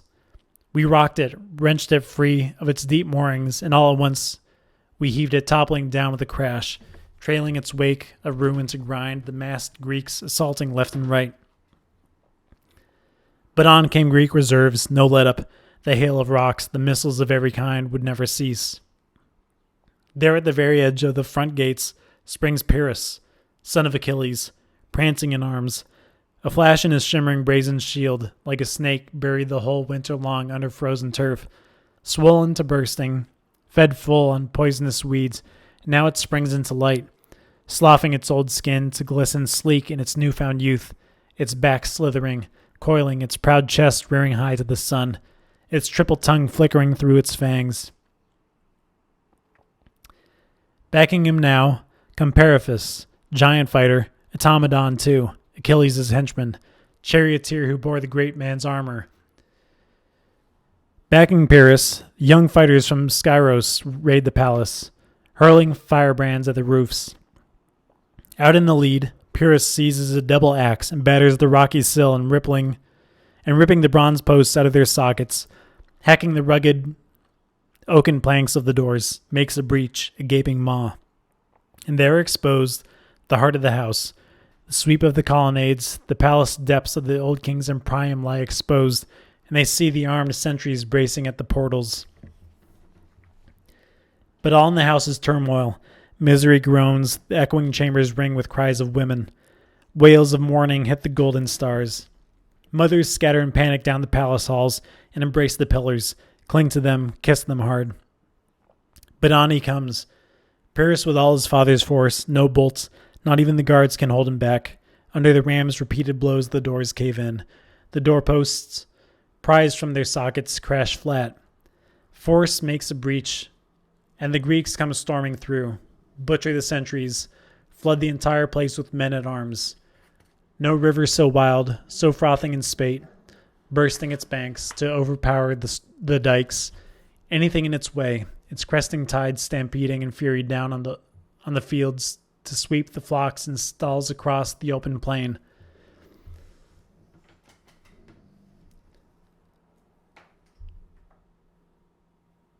I saw him myself, Pyrrhus crazed with carnage, and Atreus' 2 sons just at the threshold. I saw Hecuba with her 100 daughters and daughters-in-law, saw Priam fouling with blood, the altar fires he himself had blessed. Those filthy bridal chambers filled with the hope of children's children still to come, the pillars proud with trophies, gilded with eastern gold. They all come tumbling down, and the Greeks hold what the raging fire spares. Perhaps you wonder how Priam met his end. When he saw his city stormed and seized, his gates wrenched apart, the enemy camped in his palace depths. The old man dons his armor long unused. He clamps it round his shoulders, shaking with age, and all for nothing. Straps his useless sword to his hip, then makes for the thick of battle out to meet his death. At the heart of the house an ample altar stood, naked under the skies, an ancient laurel bending over the shrine, embracing our household gods with its shade. Here, flocking the altar, Hecuba and her daughters huddled, blown headlong down like doves by a black storm, clutching, all for nothing, the figures of their gods. Seeing Priam decked in the arms he'd worn as a young man. "Are you insane?" she cries. "Poor husband, what impels you to strap that sword on now? Where are you rushing? Too late for such defense. Such help, not even my own Hector, if he came to the rescue now. Come to me, Priam. This altar will shield us all, or else you'll die with us. With those words, drawing him toward her there, she made a place for the old man beside the holy shrine. Suddenly, look, a son of Priam, Polites, just escaped from slaughter at Pyrrhus' hands, comes racing in through spears, through enemy fighters, fleeing down the long arcades and deserted hallways, badly wounded, Pyrrhus hot on his heels, a weapon poised for the kill, about to seize him, about to run him through and pressing home, as Polites reaches his parents and collapses, vomiting out his lifeblood before their eyes. At that, Priam, trapped in the grip of death, not holding back, not checking his words, his rage. You, he cries, you and your vicious crimes. If any power on high recoils at such an outrage, let the gods repay you for all your reckless work, grant you the thanks, the rich reward you've earned. You've made me see my son's death with my own eyes, defiled a father's sight with a son's lifeblood. You say you're Achilles' son? You lie. Achilles never treated his enemy Priam so. No, he honored a suppliant's rights. He blushed to betray my trust. He restored my Hector's bloodless corpse for burial, sent me safely home to the land I rule. With that, and with all his might, the old man flings his spear. But too impotent now to pierce, it merely grazes Pyrrhus' brazen shield that blocks its way and clings there, dangling limp from the boss. All for nothing. Pyrrhus shouts back, Well then, down you go. A messenger to my father, Peleus' son. Tell him about my vicious work. How Neoptolemus degrades his father's name, don't you forget. Now die. That said, he drags the old man straight to the altar, quaking, slithering on through slicks of his son's blood, and twisting Priam's hair in his left hand, his right hand sweeping forth his sword, a flash of steel. He buries it hilt deep in the king's flank. Such was the fate of Priam, his death, his lot on earth, with Troy blazing before his eyes, her ramparts down, the monarch who once had ruled in all his glory the many lands of Asia, Asia's many tribes.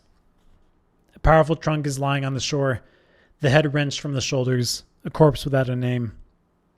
Then, for the first time, the full horror came to me at last. I froze. The thought of my own dear fathers filled my mind. Then I saw the old king gasping out his life with that raw wound. Both men were the same age, and the thought of my Creusa alone, abandoned, our house plundered, our little Iülus' fate. I look back. What forces still stood by me? None. Totally spent in war, they'd all deserted. Down from the roofs, they'd flung themselves to earth or hurled their broken bodies into flames. So, at just that moment, I was the one man left, and then I saw her, clinging to Vesta's threshold, hiding in silence, tucked away. Helen of Argos. Glare of the fires lit my view as I looked down, scanning the city left and right, and there she was. Terrified of the Trojans' hate, now Troy was overpowered. Terrified of the Greeks' revenge, her deserted husband's rage.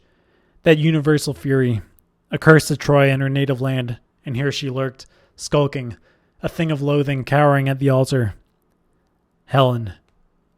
Out it flared, the fire inside my soul, my rage ablaze to avenge our fallen country, pay Helen back, crime for crime. So this woman, it struck me now. Safe and sound she'll look once more on Sparta, her native Greece. She'll ride like a queen in triumph with her trophies, feast her eyes on her husband, parents, children too. Her retinue fawning round her, Phrygian ladies, slaves, that, with Priam put to the sword, and Troy up in flames, and time and again our Dardan shores have sweated blood. Not for all the world. No fame, no memory to be won for punishing a woman. Such victory reaps no praise, but to stamp this abomination out as she deserves, to punish her now, she'll sing my praise for that. What joy, to glut my heart with the fires of vengeance, bring some peace to the ashes of my people. Whirling words. I was swept away by fury now, when all of a sudden there my loving mother stood before my eyes, but I had never seen her so clearly. Her pure radiance shining down upon me through the night, the goddess in all her glory, Just as the gods behold her build, her awesome beauty. Grasping my hand, she held me back, adding this from her rose-red lips. My son, what grief could incite such blazing anger? Why such fury? All the love you bore me once, where has it all gone? Why don't you look first where you left your father, Anchises, spent with age? Do your wife, Creusa, and son, Ascanius, still survive? The Greek battalions are swarming around them all, and if my love had never rushed to the rescue, flames would have swept them off by now, or enemy sword blades would have drained their blood. Think, it's not that beauty Helen you should hate, not even Paris, the man that you should blame, no.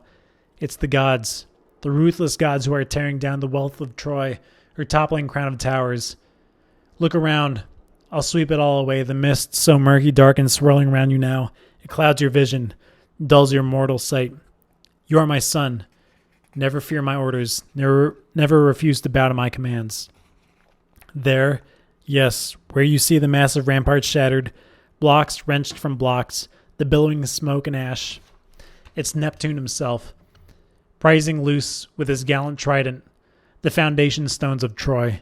He's making the walls quake, ripping up the entire city by her roots. There's Juno, cruelest in fury, first to commandeer the Scaean gates, sword at her hip and mustering comrades, shock troops streaming out of the ships. Already up on the heights, turn around and look. There's Pallas holding the fortress, flaming out of the clouds, her savage Gorgon glaring.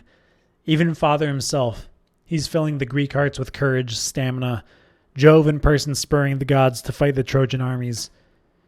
Run for your life, my son. Put an end to your labors. I will never leave you. I will set you safe at your father's door. Parting words. She vanished into the dense night, and now they all come looming up before me, terrible shapes, the deadly foes of Troy, the gods gigantic in power.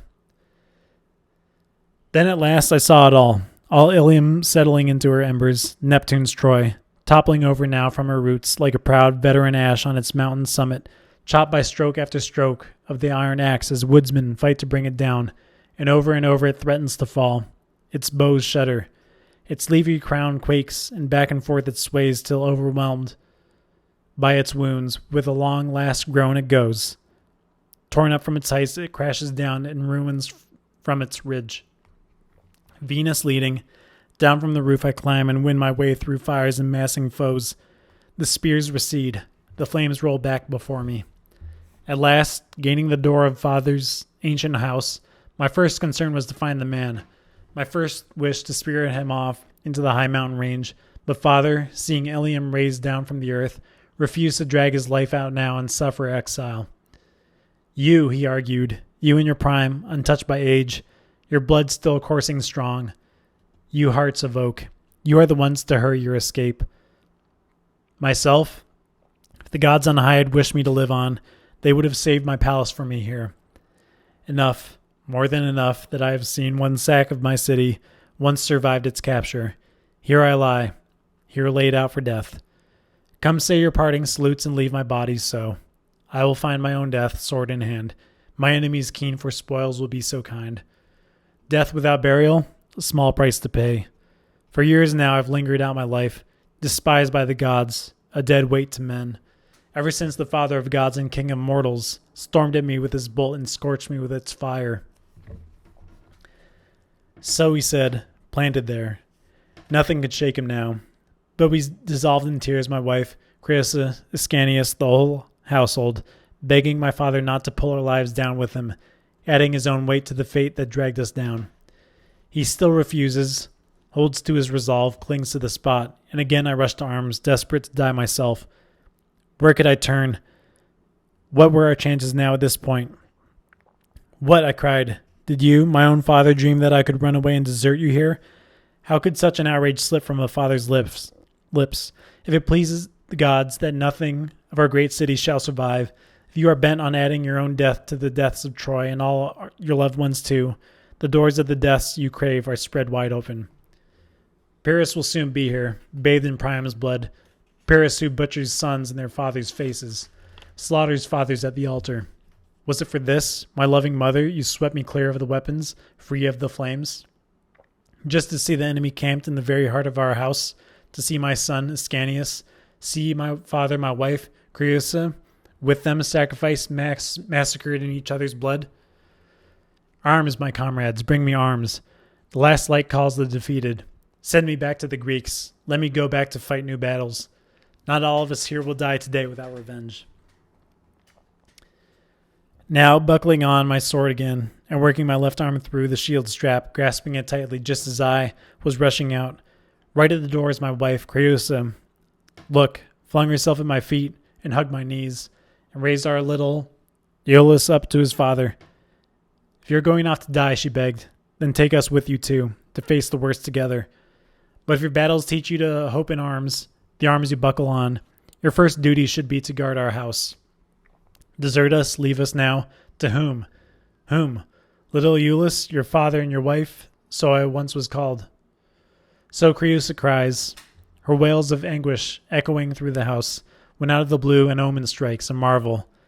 Now as we held our son between our hands, and both our grieving faces, a tongue of fire, watch, flares up from the crown of Iolaus's head, a subtle flame licking his downy hair, feeding around the boy's brow. And though it never harmed him, panicked, we rushed to shake the flame from his curls and smother the holy fire, damp it down with water. But Father Anchises lifts his eyes to the stars in joy and stretching his hands toward the sky sings out, Almighty Jove, if any prayer can persuade you now, look down on us, that's all I ask. If our devotion has earned it, grant us another omen, Father, seal this first clear sign. No sooner said than an instant peal of thunder crashes on the left, and down from the sky a shooting star comes gliding, trailing a flaming torch to irradiate the night as it comes sweeping down. We watch it sailing over the topmost palace roofs to bury itself, still burning bright, in the forests of Mount Ida, blazing its path with light, leaving a broad furrow, a fiery wake, and miles around the smoking sulfur fumes. Won over at last, my father rises to his full height and prays to the gods and reveres that holy star. No more delay, not now. You gods of my fathers, now I will follow wherever you lead me. I am with you. Safeguard our house. Safeguard my grandson, Iolaus. This sign is yours. Troy rests in your power. I give way, my son. No more refusals. I will go with you, your comrade. So he yielded, but now the roar of flames grows louder all through Troy, and the seething floods of fire are rolling closer. So come, dear father, climb up onto my shoulders. I will carry you on my back. This labor of love will never wear me down. Whatever falls to us now, we both will share one peril, one path to safety. Little Iolaus, walk beside me, and you, my wife, follow me at a distance in my footsteps. Servants, listen closely. Just past the city walls, a grave mound lies where an old shrine of forsaken Ceres stands, with an ancient cypress growing close beside it. Our fathers' reverence kept it green for years. Coming by many routes, it's there we meet, our rendezvous, and you, my father, carry our hearth gods now, our fathers as sacred vessels. I, just back from the war and fresh from slaughter, I must not handle the holy things, it's wrong, not till I cleanse myself in running springs. With that, over my broad shoulders and around my neck, I spread a tawny lion's skin for a cloak, and bowing down, I lift my burden up. Little Iolaus, clutching my right hand, keeps pace with tripping steps. My wife trails on behind, and so we make our way along the pitch-dark paths, and I, who had never flinched at the hurtling spears or swarming Greek assaults, now every stir of wind, every whisper of sound alarms me, anxious both for the child beside me and burden on my back. And then, nearing the gates, thinking we've all got safely through, I suddenly seem to catch the steady tramp of marching feet, and father, peering out through the darkness, cries, "Run for it now, my boy, you must. They're closing in, I can see their glinting shields, their flashing bronze." Then in my panic, something strange, some enemy power robbed me of my senses. Lost, I was leaving behind familiar paths, at a run-down blind dead ends when, oh dear God, my wife, Creusa, torn from me by a brutal fate. What then, did she stop in her tracks or lose her way? Or exhausted sink down to rest, who knows? I never set my eyes on her again. I never looked back. She never crossed my mind. Creusa lost. Not till we reached that barrow, sacred to ancient Ceres, where, with all our people, rallied at last, she alone was missing. Lost to her friends, her son, her husband, gone forever. Raving, I blamed them all, the gods, the human race. What crueler blow did I feel that night that Troy went down?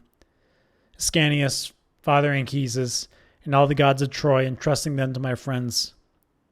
I hide them well away in a valley shelter, don my burnished gear, and back I go to Troy. My mind steeled to relive the whole disaster, retrace my route through the whole city now, and put my life in danger one more time. First then, back to the looming walls, the shadowy rear gates by which I'd left the city. Back I go on my tracks, retracing, straining to find my footsteps in the dark. With terror at every turn, the very silence makes me cringe.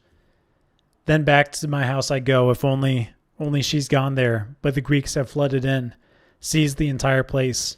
All over now.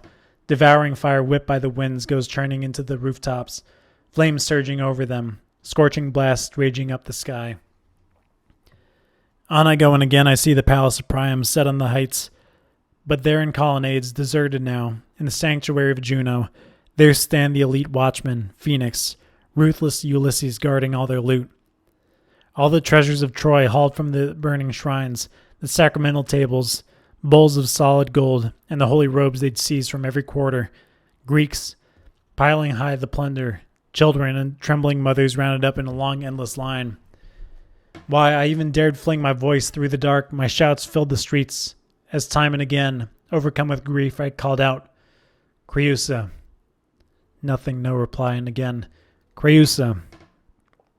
But then as I madly rushed from house to house, no end in sight, abruptly, right before my eyes I saw her stricken ghost. My own Creusa's shade.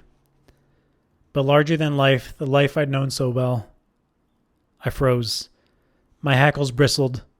Voice choked in my throat, and my wife spoke out to ease me of my anguish.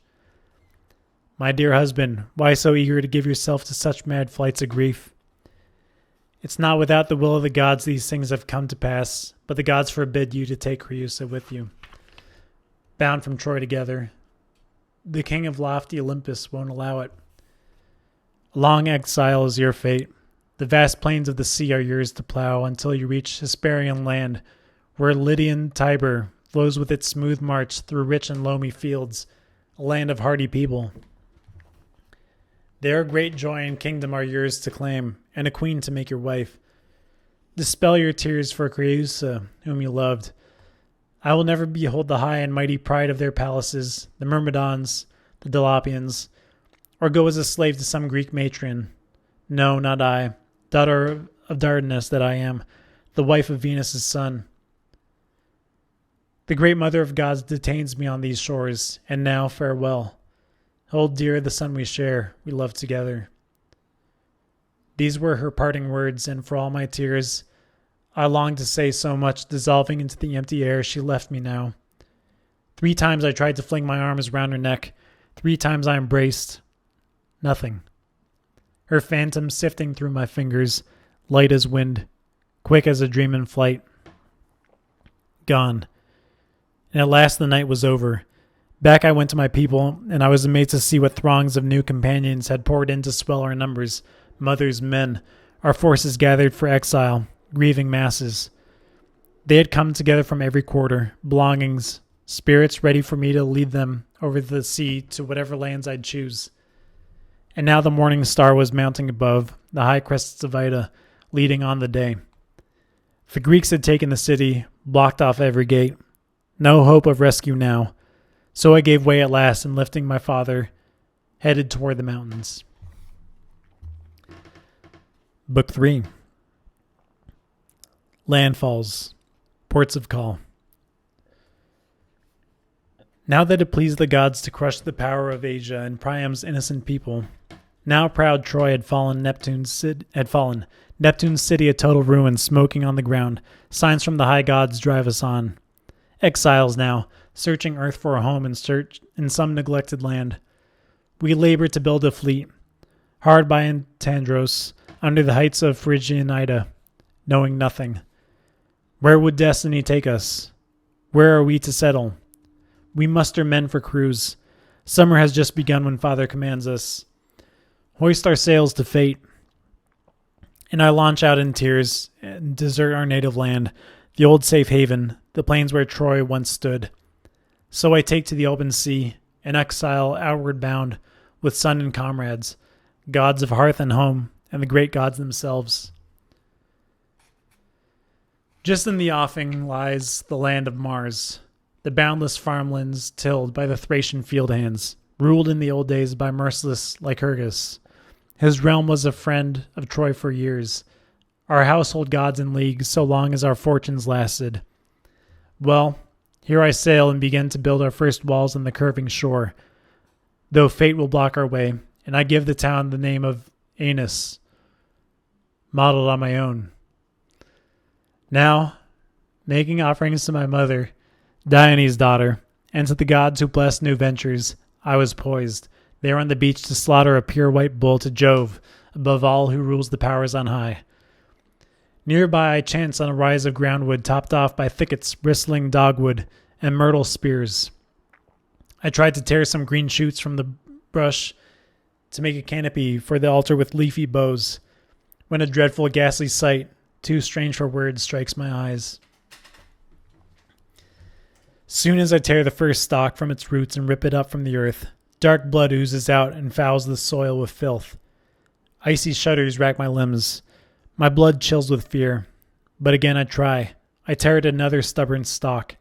I'll probe this mystery to its hidden roots. And again the dark blood runs from the torn bark. Deeply shaken, I pray to the country nymphs and Father Mars, who strides the fields of Thrace. Make this sight a blessing, lift the omen's weight. But now as I pitch at a third stalk, doubling my effort, knees bracing against the sand, struggling to pry it loose, shall I tell you or hold my tongue? I hear it clearly, a wrenching groan rising up from the deep mound, a cry heaving into the air. Why, Aeneas, why mangle this wretched flesh? Spare the body buried here. Spare your own pure hands, don't stain them. I am no stranger to you. I was born in Troy, and the blood you see is oozing from no tree. Oh, escape from the savage land, I beg you. Flee these grasping shores. I am Polydorus. Here they impaled me. An iron planting of lances covered my body. Now they sprout in stabbing spears. Then I was awestruck, stunned by doubt and dread. My hackles bristled, voice choked in my throat. This Polydorus, the doomed Priam, had once dispatched him in secret, bearing a great weight of gold to be maintained by the king of Thrace when Priam lost his faith in Trojan arms and saw his city gripped by siege. That Thracian, once the power of Troy was shattered, our Trojan fortunes gone. He joins forces with Agamemnon, siding with his victorious arms, and breaks all human laws. He hacks Polydorus down and commandeers the gold. To what extremes won't you compel our hearts, you accursed lust for gold? When dread has left my bones, I bring this omen sent by the gods before our chosen Trojan captains, my father first of all. I had to have their judgment. With one mind they insist we leave this wicked land where the bonds of hospitality are so stained. Sail out on the south wind now. And so we give Polydorus a fresh new burial, piling masses of earth on his first mound, raising to all the shades below an altar dark where the wreaths of grief and dead black cypress ringed by Trojan women, hair unbound in mourning. We offer up full bowls, foaming with warm milk, and our cups of hallowed blood. And so we lay his soul in the grave as our voices raise his name, the resounding last farewell. Then in the first light, when we can trust the waves, a breeze has calmed the surf, and a gentle rustling south wind makes the rigging sing, inviting us to sea. My crewmen crowd the beaches.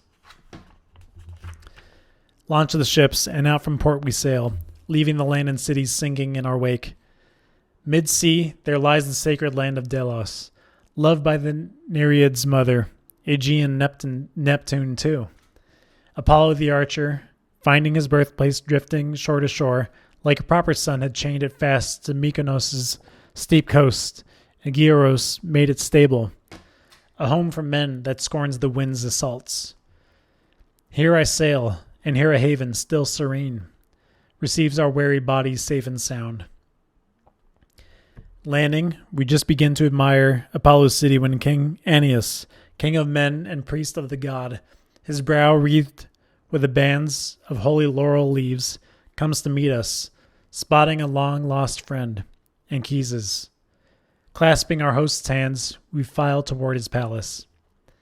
There, awed by the shrine of God, built strong of ancient stone, I begged Apollo, grant us our own home, god of Thimbra. Grant us weary men some walls of our own, some sons, a city that will last. Safeguard the second Troy, this remnant left by the Greeks and cruel Achilles. Whom do we follow? Where do we go? Command us, where do we settle now? Grant us a sign, Father, flow into our hearts. I had barely spoken when all at once everything seemed to tremble, and the gates of the god, Apollo's laurel tree, the entire mountain round us seemed to quake. The tripod moaned. The sacred shrine swung open. We flung ourselves on the ground and a voice sounded out. Son of Dardanus, hardy souls, your father's land that gave you birth will take you back again, restored to her fertile breast. Search for your ancient mother. There your house, the line of Aeneas, will rule all parts of the world. And your sons' sons and all their descendants down the years. And Phoebus' words were met by a ringing burst of joy, mixed with confusion, all our voices rising, asking, where is this city? Where is the land that Apollo calls us wanderers to, the land of our return? Then my father, mulling over our traditions, answers, Lords of Troy, learn where your best hopes rest. An island rises in the mid-sea, Crete, great Jove's own land, where the first Mount Ida rears, the cradle of our people. The Cretans live in 100 spacious cities, rich domains. From there, if I recall what I heard, our first father, Teucer, sailed to Troy, Cape Rudium, picked the point and founded his kingdom on those shores. But Troy and her soaring ramparts were not standing yet. The people lived in valleys, deep in lowlands. From Crete came our great mother of Mount Cybelus, her Corybantes' clashing cymbals, her grove on Ida, the sacred binding silence kept for her mystic rites, and the team of lions yoked to Our Lady's chariot. So come, follow the gods' commands that lead us on. Placate the winds, set sail for Knossos' country. It's no long journey, if only Jove is with us now. The third dawn will find us beached on the shores of Crete. With that, he slaughtered fitting beasts on the altars. A bull to Neptune, a bull to you, our noble Apollo, a black ram to the winter storms, and a white ram to the zephyrs fair and warm. Rumor flies that Idomeneus, famous Cretan prince, has fled his father's kingdom. An exile, and the shores of Crete are now deserted, clear of enemies, homes derelict standing steady for us to settle. Out of Ortygia's port we sail, winging the sea to race on past the Naxos ridge, where the Maenads revel, past the lush green islands of Donosa and Olearis, Paros, gleaming with white as its marble, through the Cyclades strewn across the sea, and through the straits we sped. Their waters churned to foam by the crowded shorelines, shipmates racing each other, spurring each other on. On to Crete, they're shouting, back to our fatherland. And a rising stern wind surges, drives our vessels on, and at last we're gliding into the old Curides' harbor. Inspired, I start to build the city walls we crave. I call it Pergamum, yes, and my people all rejoice at the old Trojan name. I urge them to cherish their hearths and homes, erect a citadel, strong to shield them well.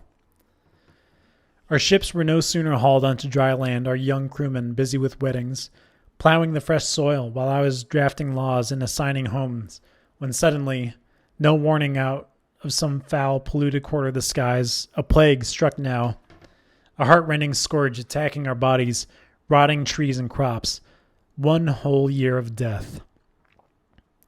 Men surrendered their own sweet lives or dragged their decrepit bodies on, and the dog star scorched, the green fields barren, the grasses shriveled, blighted crops refused us food. Double back on the sea lanes, back to Delos now, Apollo's oracle.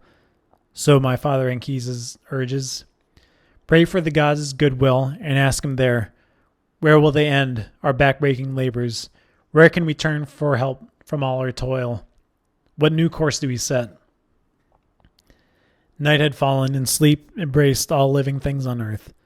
But the sacred images of our Trojan household gods, those I'd saved from the fires that swept through Troy, now as I lay asleep, they seemed to stand before me, clear before my eyes so vivid, washed in the light of the full moon flooding in through deep-set windows. Then the powers spoke out to ease me of my anguish. All that Apollo will predict if you return to Delos, he tells you here. Of his own free will, he sends us here before your doors. You and your force at arms. We followed you all when Troy was burnt to rubble. We are the gods, with you at the helm, who crossed the billowing sea in ships. And one day we shall lift your children to the stars and exalt your city's power. For a destiny so great, great walls you must erect and never shrink from the long labor of exile. No, you must leave this home. These are not the shores Apollo of Delos urged. He never commanded you to settle here on Crete. There is a country, the Greeks called it Hesperia, land of the west, an ancient land, mighty in war and rich in soil. Oenotrians settled it. Now we hear their descendants call their kingdom Italy, after their leader, Italus. There lies our true home. There Dardanus was born, there Iasus, fathers, founders of our people. Rise up now, rejoice, relay our message, certain beyond all doubt, to your father full of years. Seek out the town of Corythus, sail for Italy. Jove denies you the fields of Dicte, Crete. Thunderstruck by the vision, the god's voice, this was no empty dream. I saw them clear before me, their features face to face, their hair crowned with wreaths. At the sight, an icy sweat goes rippling down my body. I tear myself from bed. I raise my hands in voice in prayer to the skies and tip a pure, unmixed libation on the hearth. Gladly, the rite performed, I unfold the whole event to Anchises point by point. He recalls at once the two lines of our race, two parents, his own error, his late mistake about ancient places. My son, he says, so pressed by the fate of Troy, Cassandra alone made such a prophecy to me. Now I recall how she revealed our destination, Hesperia, time and again repeating it by name, repeating the name of Italy. But who believed a Trojan expedition could reach Italian shores? Who was moved by Cassandra's visions then? Yield to Apollo now and take the better course. The god shows the way. So Anchises urges, and all are overjoyed to follow his command. Leaving a few behind, we launch out from Crete, deserting another home, and set our sails again, scudding on buoyant hulls through wastes of ocean. As soon as our ships had reached the high seas, no land in sight, no longer, water at all points the sky, looming over our heads, a pitch-dark thunderhead brings on night and storm, ruffling the swells black. At once the winds whip up the sea, huge waves heaving, strewing, flinging us down the sheer abyss, the cloud banks swallowing up the daylight, rain-soaked night wipes out the sky and flash on flash of lightning bursts from the torn clouds. We're whirled off course, yawning blind in the big waves. Even Palinurus, he swears he can't tell night from day. Scanning the heavens, he finds nothing but walls of sea, the pilot's bearings lost. For 3 whole days we rush, the waves driving us wildly on, the sun blotted out, for as many nights were robbed of stars to steer by. Then at last, at the 4th dawn, landfall, rearing up into view, some mountains clearing the offing, a rising curl of smoke. Down come the sails. The crewmen leap to the oars, no time to lose. They bend to it, churn the spray and sweep the clear blue sea. So I was saved from the deep, the shores of the Strophides, first to take me in. Strophides, Greek name for the turning islands, lie in the great Ionian Sea.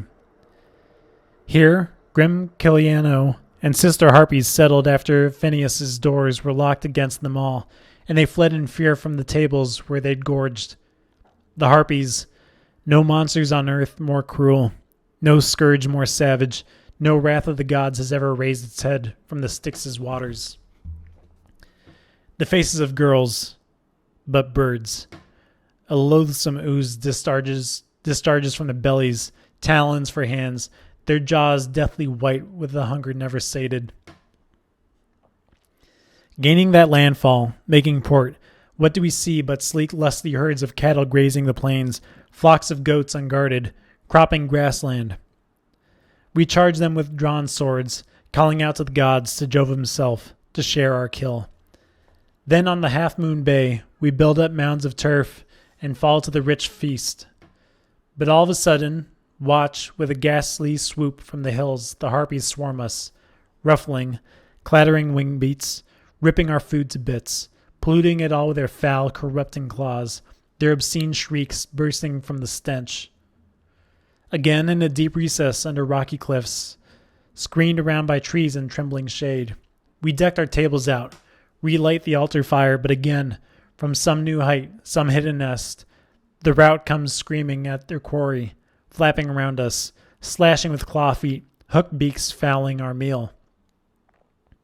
To arms, I command the men, wage all-out war against this brutal crew.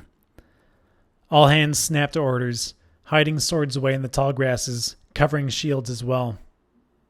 So when they make their roaring swoop along the bay, Maecenas, poised on a lookout, sounds the alarm, a brazen trumpet blast, and the men attack, geared for a strange new form of combat, fighting to hack these vile seabirds down with bloody swords. But their feathers take no stab wounds, backs no scars, and swift on the wings they soar toward the heavens, heaving behind half-eaten prey and trails of filth. All but one, perched on a beetling crag. Calaeno, prophet of doom, her shrieks erupted from her breast. So, war is well now. Gearing for battle, are you? You, the sons of Laomedon, as if to atone for the butchery of our cattle, our young bulls. You'd force the innocent harpies from their fathers' kingdom. Take what I say to heart and stamp it in your minds. This prophecy the Almighty Father made to Phoebus, and Phoebus made to me, the greatest of the Furies, and now I reveal to you. Italy is the land you seek? You call on the winds to sweep you there by sea? To Italy you will go, permitted to enter port but never granted a city girded round by ramparts, not before some terrible hunger, and your attack on us, outrageous slaughter, drive you to gnaw your platters with your teeth. So, Celaeno shrieked, and taking flight, dashed back to the forest. The blood of my comrades froze with instant dread. Their morale sank. They lost all heart for war, pressing me now to pray, to beg for peace, whether our foes are goddesses, yes, or filthy, lethal birds. Then Father Anchises, stretching his hands toward the sea, cries out to the great powers, pledging them their due rights. Gods, ward off these threats. Gods, beat back disaster. Be gracious. Guard your faithful. We cast off cables and let the sheets run free, unfurling sail as the south wind bellies out the canvas. We launch out now on the foaming waves as wind and helmsman call our course. Now over the high seas we raise up woody Zacynthus, Dulichium, Sami, Neritus' crags. Past Ithaca's rocky coast we race, Laertes' realm, cursing the land that spawned the vicious Ulysses. And soon, Leucada's cloudy summit comes into view and Apollo's shrine on its rugged headland, dread of sailors. Exhausted, we land at Actium, trek to the little town. Anchors run from prows, the sterns line the shore. So, exceeding our hopes, we win our way to solid ground at last. We cleanse ourselves with the rites we owe to Jove, and make the altars blaze with votive gifts. Then crowd the Actian shore with Trojan games. My shipmates strip and glistening, sleek with oil, wrestle the old Trojan way. Our spirits high, we'd skimmed past such a flurry of Argive cities, holding true to our flight through waters held by foes. Then as the sun rolls round the giant arc of the year, icy winter arrives, and a north wind roughens up the seas, fronting the temple doors. I bolt the brazen shield great Abas wore, and I engraved the offering with a verse. Aeneas, devote these arms seized from Grecian victors. Then I command the crews to embark from harbor, man the thwarts, and shipmates race each other, thrashing the waves, plunging along Phaeacia's mist-enshrouded heights, to lose them far astern, skirting Epirus' coasts, sailing into Chaonia's port, and we finally reach the hilltop town, Withrodum. Here an incredible story meets our ears that Helenus, Priam's son, holds sway over these Greek towns, that he had won the throne and wife of Pyrrhus, son of Achilles. Andromache was wed once more to a man of Trojan stock. Astonishing. My heart burned with longing, irresistible longing to see my old friend and learn about this remarkable twist of fate. Setting out from the harbor, leaving ships and shore, I chanced to see Andromache pouring out libations to the dead, the ritual foods, the gifts of grief. In a grove before the city, banked by a stream the exiles made believe was Simois River. Just now tipping wine to her husband's ashes, she implored Hector's shade to visit his tomb, an empty mound of grassy earth, crowned with double altars she had blessed, a place to shed her tears. As she saw me coming, flanked by Trojan troops, she lost control, afraid of a wonder so extreme. Watching, rigid, suddenly warmth leaves her bones, she faints, and after a long pause barely finds the breath to whisper, "That face, is it really you? You're real? A messenger come my way? Son of the goddess still alive? Or if the light of life has left you, where's my Hector now?" Breaking off, Andromache wept. Her wailing filled the grove, inconsolable.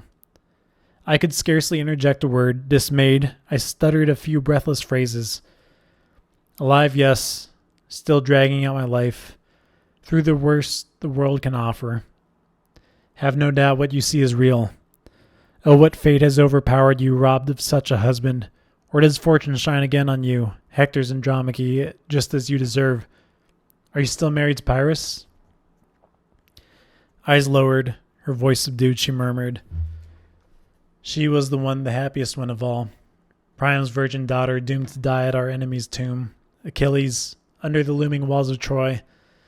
No captive slave allotted to serve the lust of a conquering hero's bed. But I, our home in flames, was shipped over the strange seas. I bowed to the high and mighty pride of Achilles' son, produced him a child in slavery. Then, keen to marry a Spartan bride, Hermione, granddaughter of Leda, he turned me over to Helenus, slave to slave. But Orestes burned with love for his stolen bride. Spurred by the Furies for his crimes, he seized Pyrrhus, quite off guard, and butchered him at his father's altar. At Pyrrhus' death, part of the kingdom passed to Helenus, who named the plains Chaonian, all his realm Chaonia, after the Trojan Chaon, and built a Trojan fortress, the Ilian stronghold rising on this ridge. But you, what flowing winds, what fates have sailed you here? What god urged you, all unknowing, to our shores? And what of your son Ascanius, still alive, still breathing the breath of life? Your son, whom in the old days of Troy, does he still love his mother lost and gone? Do his father Aeneas and uncle Hector fire his heart with the old courage his heroic forebears his spirit? A torrent of questions, weeping futile tears, she sobs her long lament as Priam's warrior son, Helenus, comes from the walls with full cordage. Recognizing his kin, he gladly leads us home, each word of welcome breaking through his tears. And as I walk, I recognize little Troy, a miniature mimicking our great Trojan towers. In a dried-up brook they call the river Xanthus. And I put my arms around a cut-down Scaean gate, and all my Trojans join me, drinking deep of a Trojan city's welcome. The king ushered us into generous colonnades. In the heart of the court we offered Bacchus wine and feasted from golden plates, all cups held high.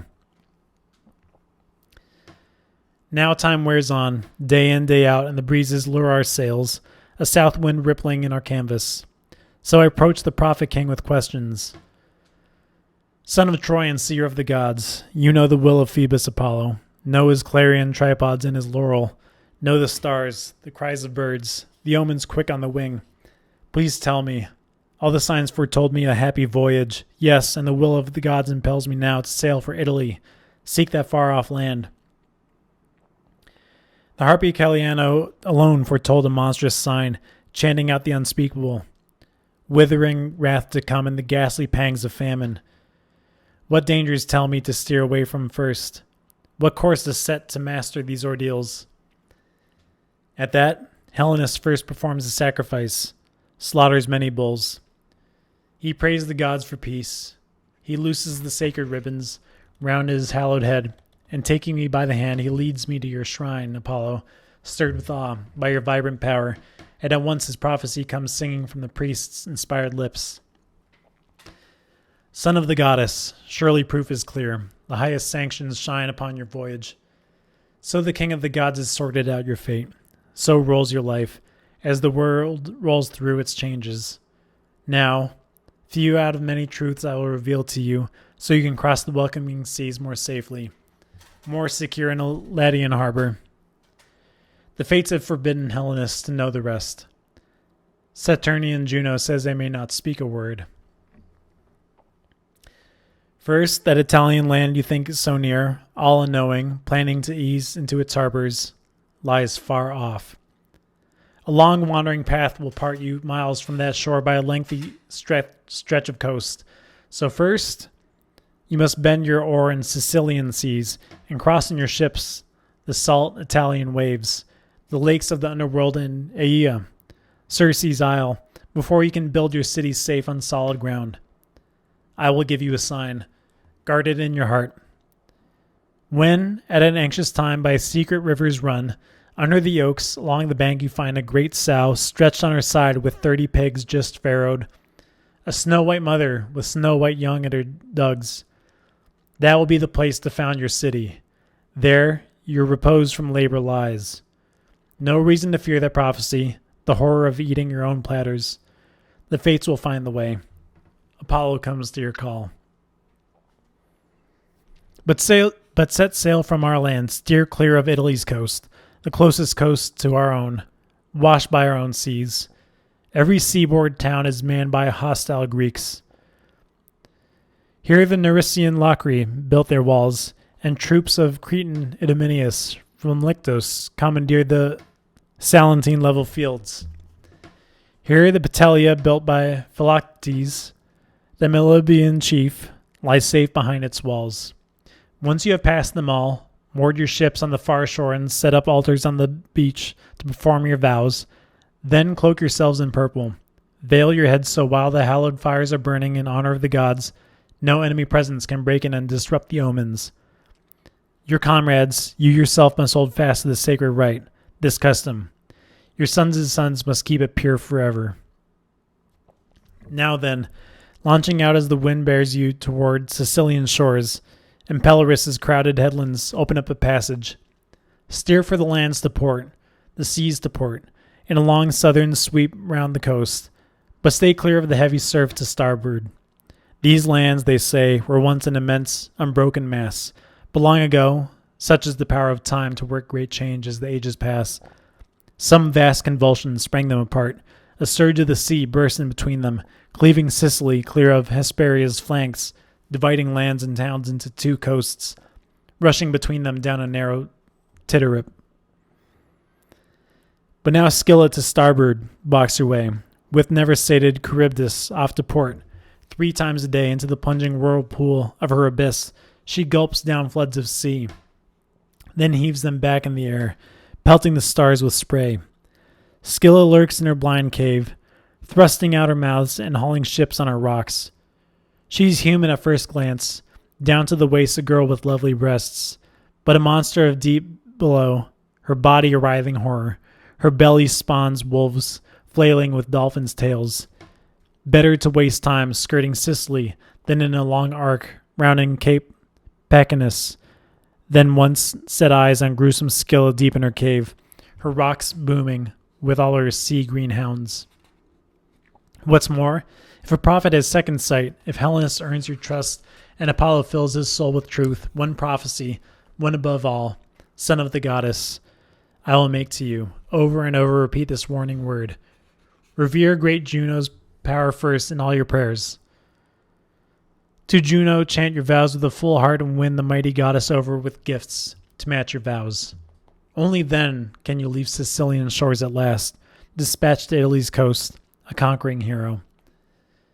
Once ashore, when you reach the city of Cumae and Avernus' haunted lakes and murmuring forests, there you will see the prophetess in her frenzy, chanting deep in a rocky cavern, charting the fates, committing her vision to words, to signs on leaves.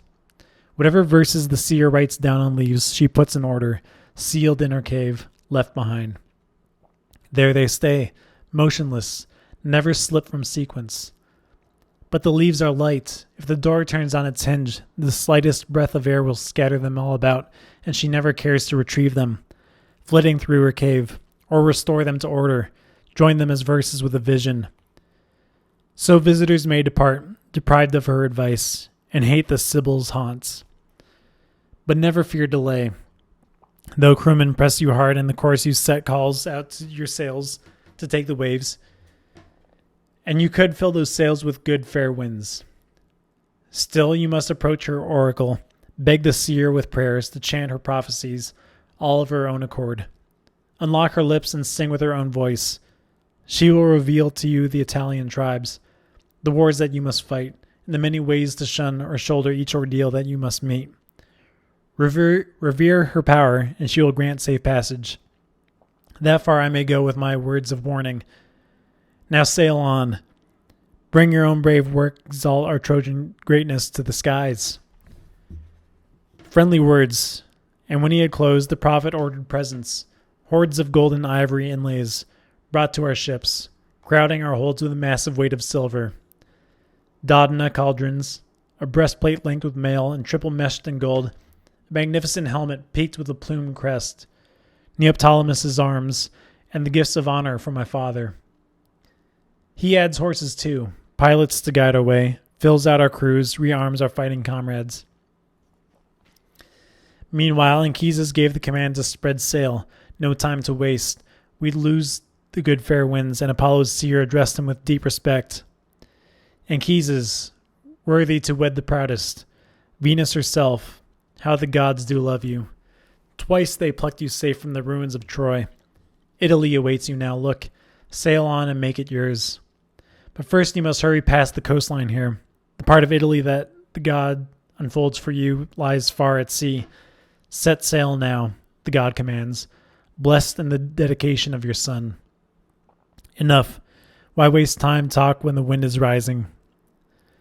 Andromache grieves no less at our final parting. She brings out robes shot through with gilded thread, and a Phrygian cloak for Ascanius.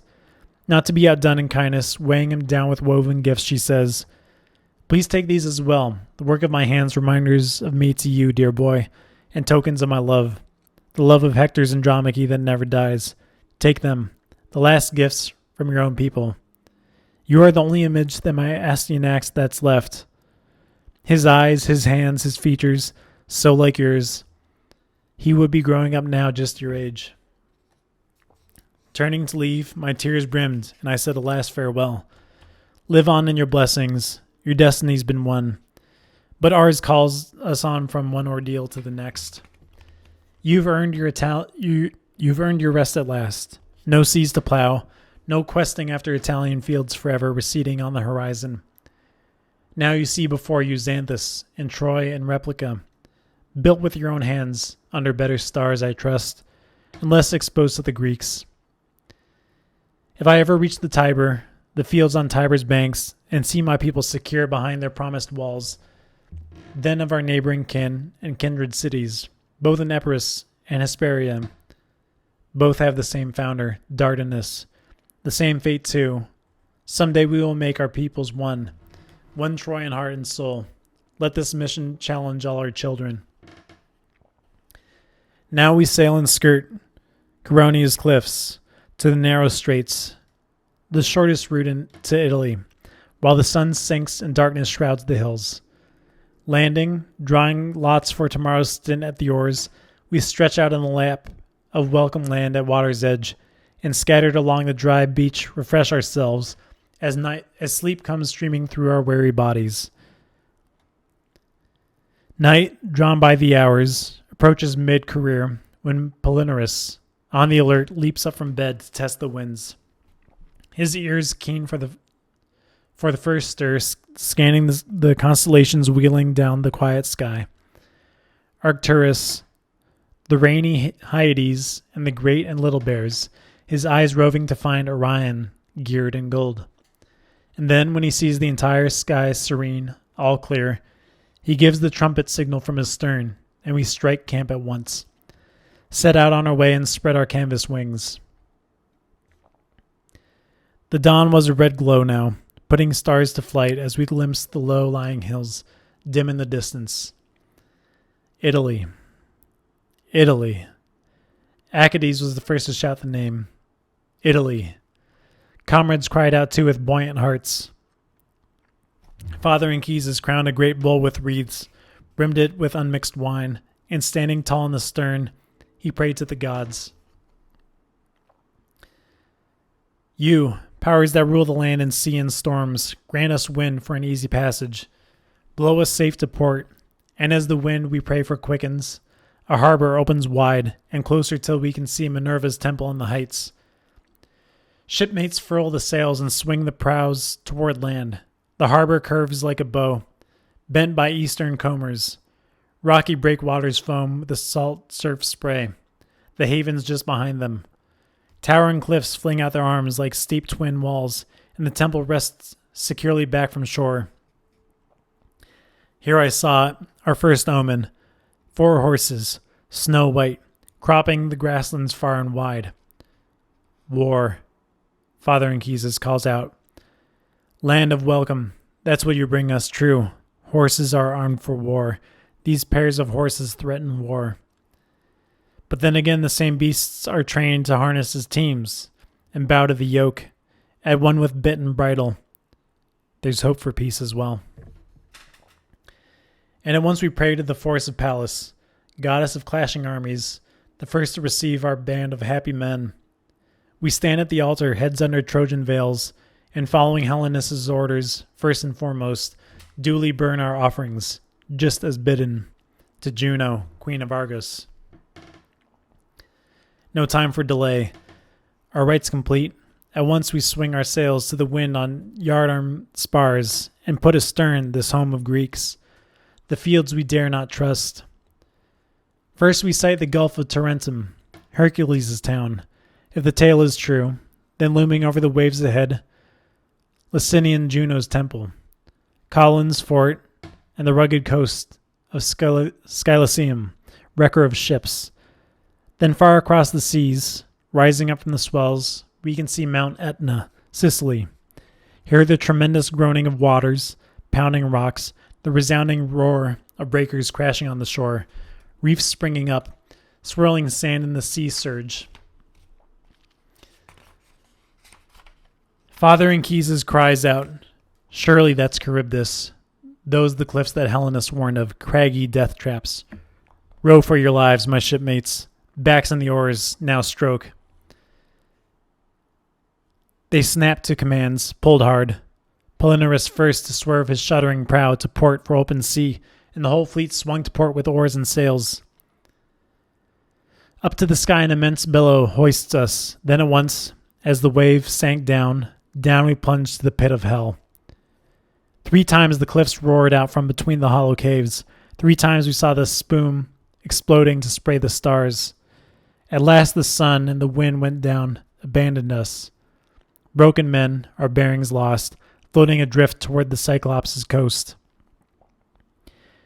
There is a harbor clear of the wind, and spacious calm, a haven, but Etna rumbles, hard by, showering deadly scree, and now it heaves into the sky a thundering dark cloud, a whirlwind pitch black, with smoke and red-hot coals, and it hurls up huge balls of fire that lap the stars. And now it vomits rocks ripped from the mountain's bowels, erupting lava into the air, enormous molten boulders, groaning magma roiling up from its bedrock depths. They say Enceladus's body, half devoured by lightning, lies crushed under Etna's mass, the mighty volcano piled over him, breathing flames from its furnaces blasting open, and every time the giant rolls on his bone-weary side, all Sicily moans, quakes, shrouds the sky with smoke. Covered by woods that night we brave out horrors, unable to see what made such a monster uproar. The stars were extinguished, the high skies black, the luminous heavens blotted out by a thick cloud cover. The dead of night had wrapped the moon in mist. At last the day was breaking, the morning star on the rise. Aurora had just burned off the night's dank fog. When suddenly out of the woods, the weird shape of a man, a stranger, all but starved to death, in wretched condition, emerges, staggers toward us, hands outstretched to us on the beaches, begging mercy. We turned, looked at him, his filth appalling, his beard all tangled, his rags hooked up with thorns. Still head to foot a Greek, a man once sent to Troy equipped with his country's arms. Soon as he saw our Dardan dress from afar, our Trojan swords, he froze in his tracks a moment, gripped by fear. Then breakneck made for the shore with tears and prayers. I beg you, Trojans, beg by the stars, the gods above, the clear bright air we breathe, sail me off and away. Anywhere, any land you please, that's all I want. I confess, a man from the Greek fleets. I admit I fought to seize your household gods. For that of my crime against you so wicked, rip me to bits and fling the bits in the sea. Plunge me into the depths. If die I must, death at the hands of men will be a joy. With that, he clutched my knees and kneeling, groveling, clung fast. We pressed him hard. Who is he? Who are his parents? What rough fortune has driven him to despair? Father Anchises, barely pausing, gives the man his hand, and the friendly gesture lifts the stranger's spirits. Setting his fears aside, he starts out on his story. I come from Ithaca, my country, unlucky Ulysses' comrade. Call me Achaemenides. My father, Adamastus, was poor, so I sailed to Troy. Oh, if only our poverty lasted longer, but here my comrades left me, forgot me, this monstrous cave of the Cyclops, fleeing in terror from its brutal mouth, this gruesome house, gory with its hideous feasts, pitch dark inside, immense, the giant himself, his head scrapes the stars. God save our earth from such a scourge. No looking him in the face, no trying to reach him with a word. He gorges himself on the innards and black blood of all his wretched victims. With my own eyes I've seen him snatch a pair of our men in one massive hand, and, sprawling amidst his lair, crush their bodies on the rocks till the cave's maw swam with splashing blood. I've seen him gnawing limbs, oozing dark filth, and the warm flesh twitching still between his grinding jaws.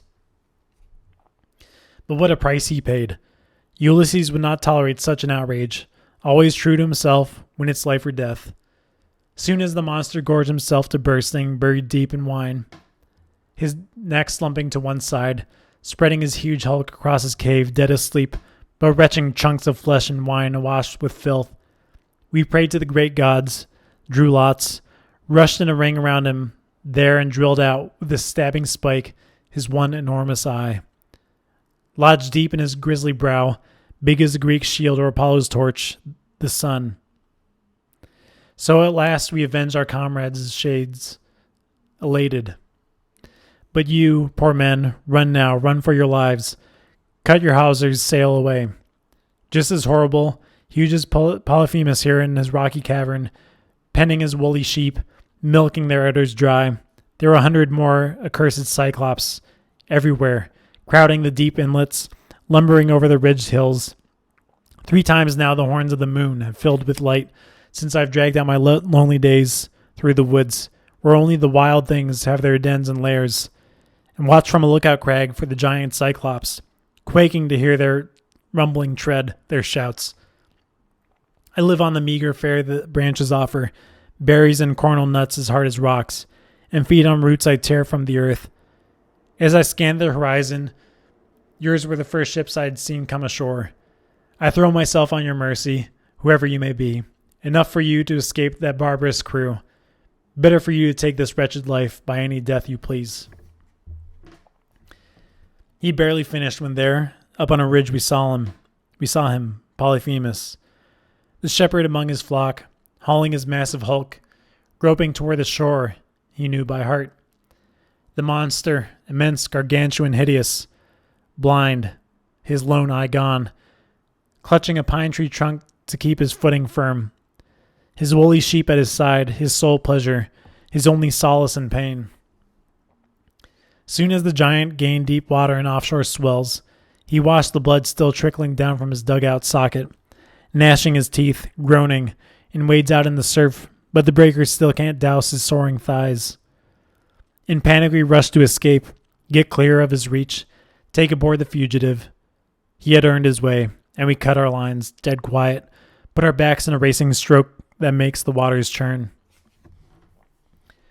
He hears us, wheels to follow our splashing oars, but he has no chance to seize us in his clutches. He's no match for Ionian tides in his pursuit.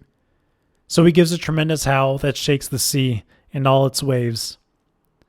All Italy inland shudders in fear, and Etna's echoing caverns bellow from their depths.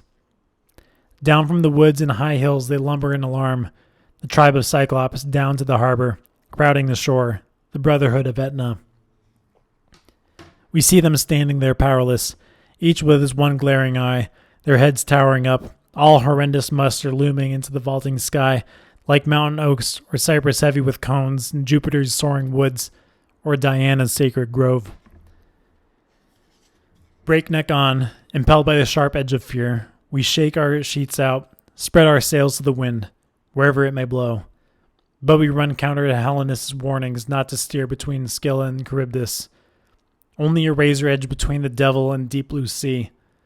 So it's come about, we must swing back, when look, a north wind speeds to our rescue, sweeping south from the narrow cape of Pelorus, driving us past the Pantagius' mouth, that haven of native rock, past the bay of Megara, Thapsus lying low, sea marks pointed out by Achaemenides now, retracing the shores he once had coasted past as luckless Ulysses' shipmate. There is an island fronting the bay of Syracuse, over against Plumerium's headland rocked by brackets, called Ortygia, once by men in the old days.